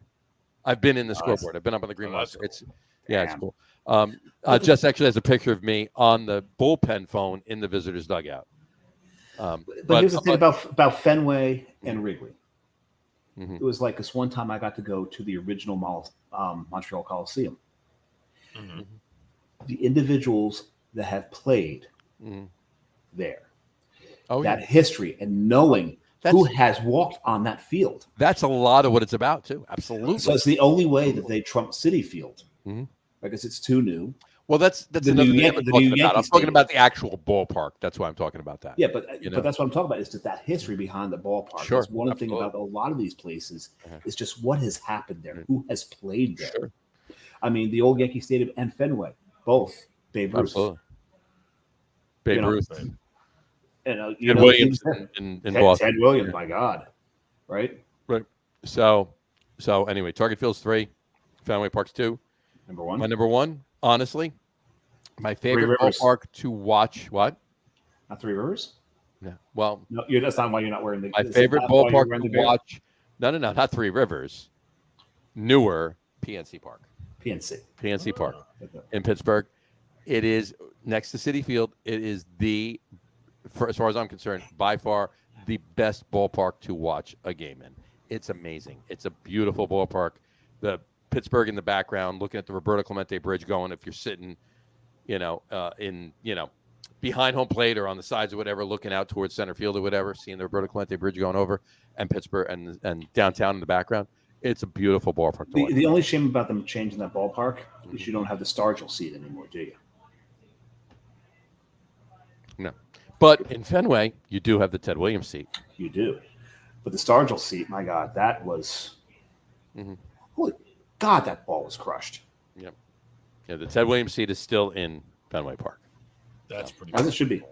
And it should be. So anyway. All right.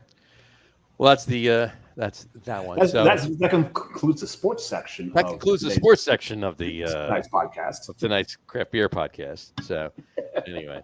I'm glad we got to do that, though. That was Oh, awesome. you got to do some sort of sports segment when you've got the voice of the Giants and Jets on ESPN on the show. Was it just the Giants? No, still, it was both. I guarantee you, I will not be working. I haven't worked the last couple of seasons. I'm probably not going to be working again this season. So, locker room restrictions. But you seriously have a voice for radio.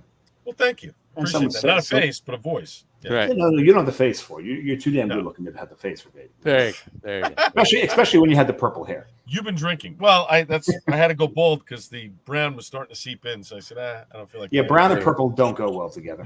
No, not at all. It doesn't. Yeah, My niece yelled at me last night. She's like, "Why did you shave your head?" I'm like, "Because I didn't want to dye my hair." You should have just left it. I'm like, I didn't want to. She's like, "I don't like you anymore." I'm like, oh, okay. She likes purple, did she? You got to keep the niece happy. There you go. Well, I got the picture of you and I at Icarus with the purple hair, so I'll have That's that. true. There you go. That's true. Let me tell you something. That was a fun event. That was a great Lagerfest was great. Well, why do you think I picked this up? Because listening to what you guys are talking about it. That was a great beer. Because this is with Conclave, right? Yes. But I think Jason was very surprised at how big the turnout was. I don't think he was expecting as many people. Because it's lagers. And he's but I think he was like, you know what, we're gonna have a crowd, but I don't think he was expecting the consistent crowd that kept coming in, because every time people were leaving, more people were coming in. Yeah, it was to kind of fill steady. in the spots. So it was a consistent flow the whole day long. Oh, speaking of Icarus, and John, we're going to go back to your stadiums here. Blue Claw Stadium. Shout out to Blue Claw Stadium over the weekend, who almost burned the damn stadium down shooting fireworks, right? Good job, guys. I love it. Oh boy. Not good. Not good. No, not a good thing. Let the professionals handle it. Don't do it yourself. There you go. Well, it gave the Liquid FD something to do for the day. Yeah. There you go. Because they had nothing else to do with everybody else burning stuff down. And, Well, there was a meme that was floating around. You can take my fireworks away and prime with my cold dead fingers, which are lying over there. Which are lying over there, right? Yeah, lying there. Another one of my favorite memes I saw was how do all these rednecks shooting off all these fireworks have the money for it when they're bitching about gas prices? Go Brendan. I like the Kid Rock one. Leave a pack of Marlboro Reds and fireworks under the tree. And Jack Daniels. And was Bud Light or Jack Daniels? I saw 30-pack of Bud Light, yeah. I saw Jack Daniels as well. Yeah, all right. That works. 30-pack of Bud Light and a carton of Marlboro Red. I have to say, though, I saw Kid Rock once. Foreigner opened for them. Bizarre show at PNC. Foreigner opened for Kid Rock. That should be the other way around. Just exactly. But no, it was Kid Rock doing the tour. Like, I give the guy credit. Like, he does these tours and makes the tickets for like dirt cheap because he wants a lot of people to show up at these things. And it was actually a really good show. I was very impressed at how good he was. I was expecting like, just kind of sampling and like nonsense. He's actually really talented. I was very surprised. Oh, I'm pretty sure he doesn't anymore, but he used to own a brewery in Michigan too. Oh, is that right? Oh, I didn't know that. Yeah. Let's put it this way. I had very low expectations going in with him. I knew what Foreigner was going to be. And I think their lead singer is fantastic. Kerry, what's his name? They got a new one. Lou Graham's not there anymore. No. Right. Lou Graham crackers? No. No, but a couple of years ago, they recut all of the Foreigner hits with the new guy's voice. Right. It's fantastic. Right. Yep. Really? Mm-hmm. And Kelly Hansen. I look at Kid Rock as like the white Drake. Right? Because Kid Rock's supposed to be a redneck. Drake is supposed to be street. Yet they both grew up in mansions. Mm-hmm. Right? So, yeah. That's interesting. Yeah, I equate the two. Nice. Right. Fair enough. That works for me. All right. But anyway, to your point, Al, yes, that Icarus event was amazing. So kudos to Jay. Cheers to Jay Goldstein. That was awesome. Cheers, Mr. Goldstein. I love this beer. Really love this beer. Really good. So, moral of the story. Write your legislators. Write your legislators. We are going to, seriously, anybody watching this, rewatching this on either Facebook or YouTube. Or listening on one of the services that I will talk about in a minute. Jesus, oh God, there's still more of it. Awesome. Yeah, there you go. Finish it up. Anyway, write your legislators, write Governor Murphy. This something needs to be done. Tag him on everything that you write about it. Something needs to be done about this. Flood Tag him on him. Facebook and on Twitter and everything. Let him feel the rage. 100%.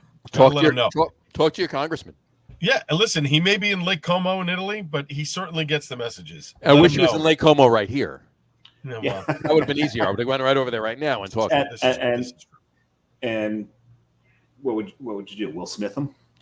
I mean, why does he go to Lake Como in Italy when there's a Lake Como in New Jersey and he's the governor of New Jersey? Because he has money. That's why. That's right. And he's got money from the restaurant lobby, and there's a lot of Italian restaurants in the restaurant lobby in Jersey. Not implying anything. No, not at all. not at all. No, I'm not implying that there was any offers that couldn't be refused. Omerta. Omerta. Yeah, so. Not a thing. Anyway. Yeah, the timing that he's going to Italy right after announcing all this. It kind of stinks. It's coincidental. A little suspicious. A little bit of orange peel carved. But you know what? Listen. In all honesty, I hope that there are some cooler heads that prevail. I hope there's some level-headedness. I know that a lot of the brewers are trying to contact the representatives or trying to contact the state. You think? And try and get some. I'm sure of it. We're watching it. Right. So let's hope that something happens here that's constructive. That and I know that the brewers themselves had given all of these different pieces of advice, or hey, you can do this, you can do that. Yeah, they had a round table. Right, and they ignored everything. There wasn't anything that was talked about for the last 3 years. They need to fix this so Johnny and I can go back to being pissed off that Spite and Dibble became an Amaro bar. Right. There you go. Exactly. Because right now we've completely forgotten about that. We've forgotten about the Restore the Dibble. Yeah. Right. Restore the Dibble. We don't care about that right now. We don't care about now that we need to fix something closer to home for us. Right. This is important. Exactly.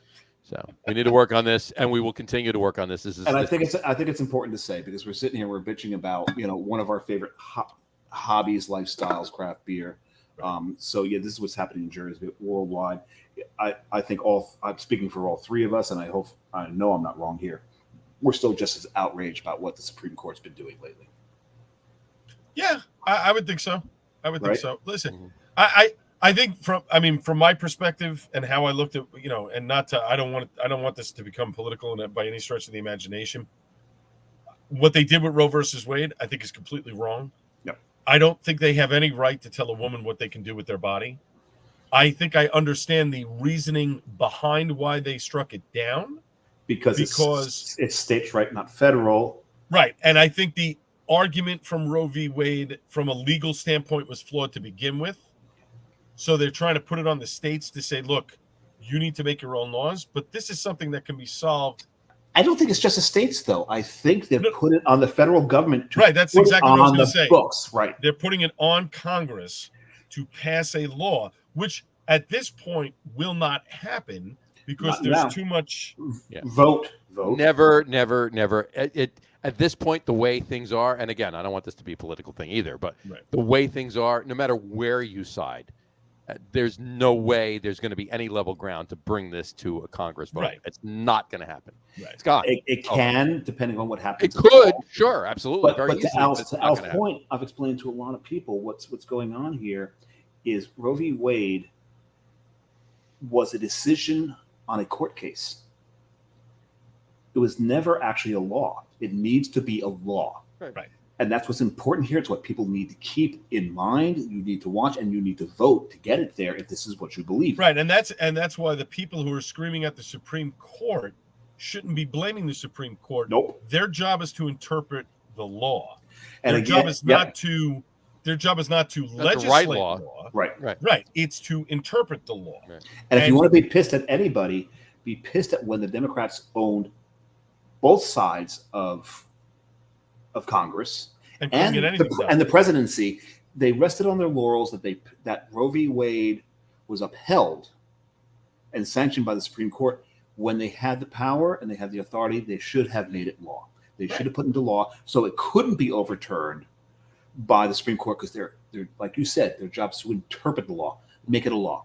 Right. Well, it's the same thinking when they overturned the law in New York about guns, about concealed carry. Yes. There's a law on the books constitutionally that allows people the right to own a weapon. That's what people don't seem to understand. That's a law. It's there. Yep. The Second Amendment is not going to get taken away anytime soon. Nope. It requires 2/3 to change it. Despite all the fear mongering Right. that we're getting from the NRA lobby. Right. It's not going to change. It's the same. First Amendment is free speech. Second Amendment is guns. Yep. Those two things are not going to change. Right to bear Those arms. two things You can bear change, arms. guess You what? can own a gun. Right. But if those two things change, we are no longer the United States of America. Nope. And we're not a democracy, by the way. We're a republic. That's the other thing that people forget. We're a republic, not we're supposed to be a republic, but we become a bipartisan oligarchy. Right. And the other thing is that everybody's talking about abolishing the Electoral College. You know, Howard Stern was saying the other day he's going to run on this Electoral College platform. Okay, do that and abolish the Electoral College. Guess what's going to happen? 4 states are going to determine who's president. Yeah. Because they're going to have the most people in those states. Yep. New York, California, Texas, California, and not Florida. Florida. Oh Delaware. God! And do you want Rhode Florida? Island. Do you want Florida having a 25% vote in No. who our president is? No one wants Florida, man, to have that kind Right. of power. And that's what people don't seem to get. You know what? It's not. Listen, it's not perfect. It's not. None of this is perfect. But it's better than most of the country. Exactly. That's what most of the world. Forget. Most of the world. And I'll say one thing: my son serves our military in Italy, and so he can talk to Murphy. It's interesting.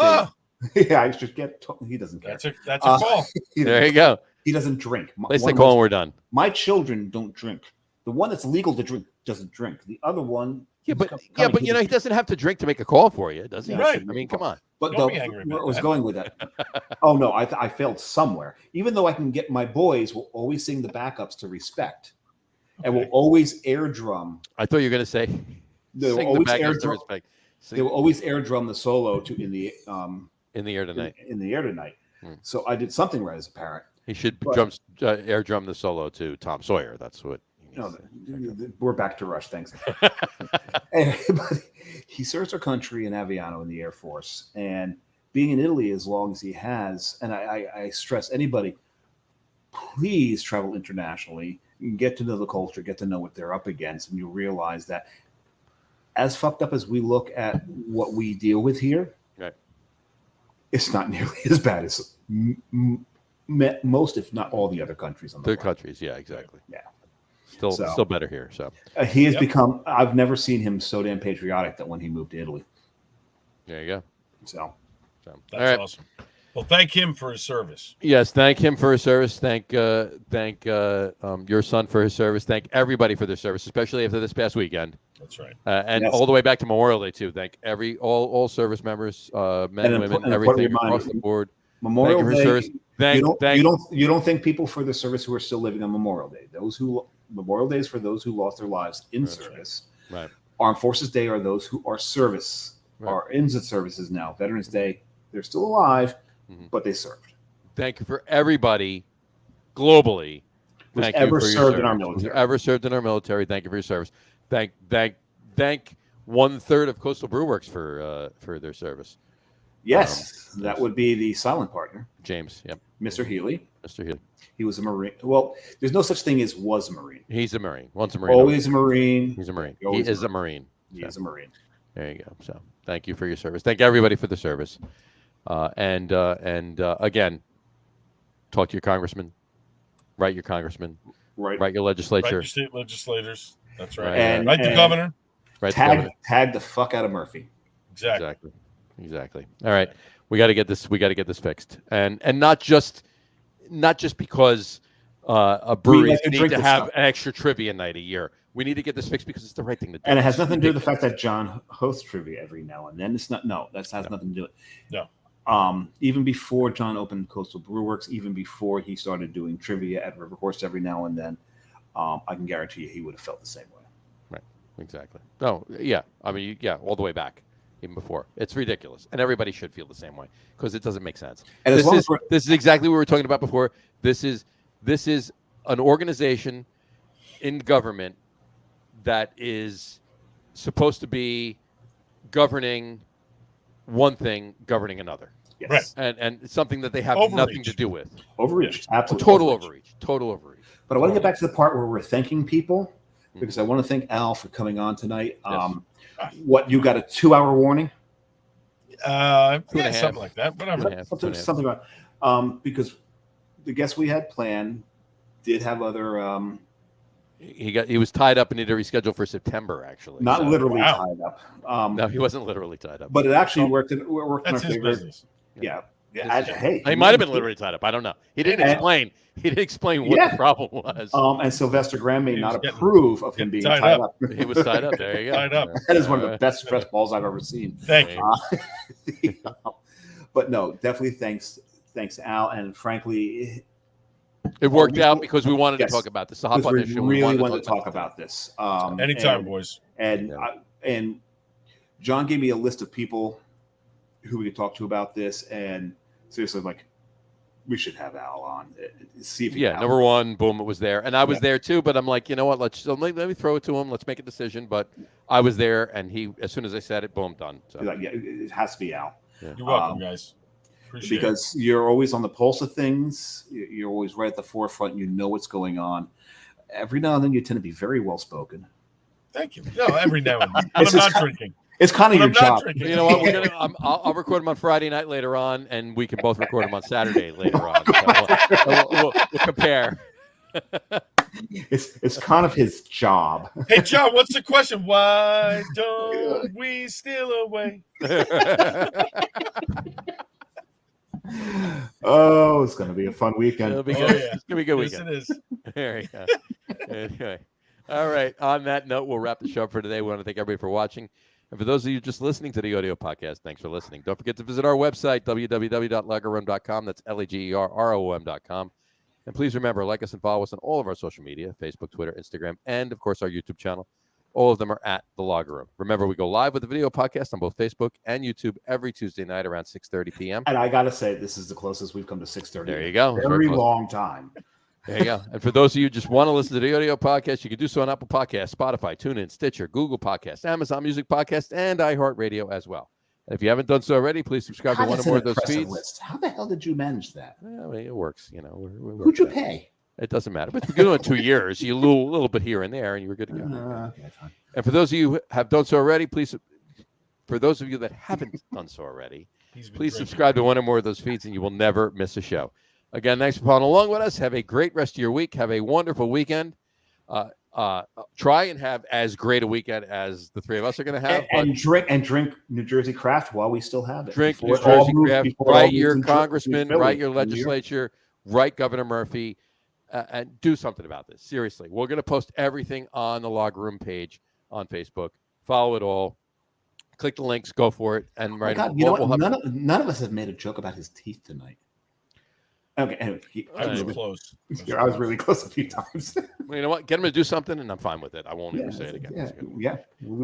Anyway, have a great rest of your week. Have a wonderful weekend. Drink a lot of beer, but drink responsibly. And we'll talk to you soon, folks. Take care. Peace, Cheers. everyone. Yep. Cheers.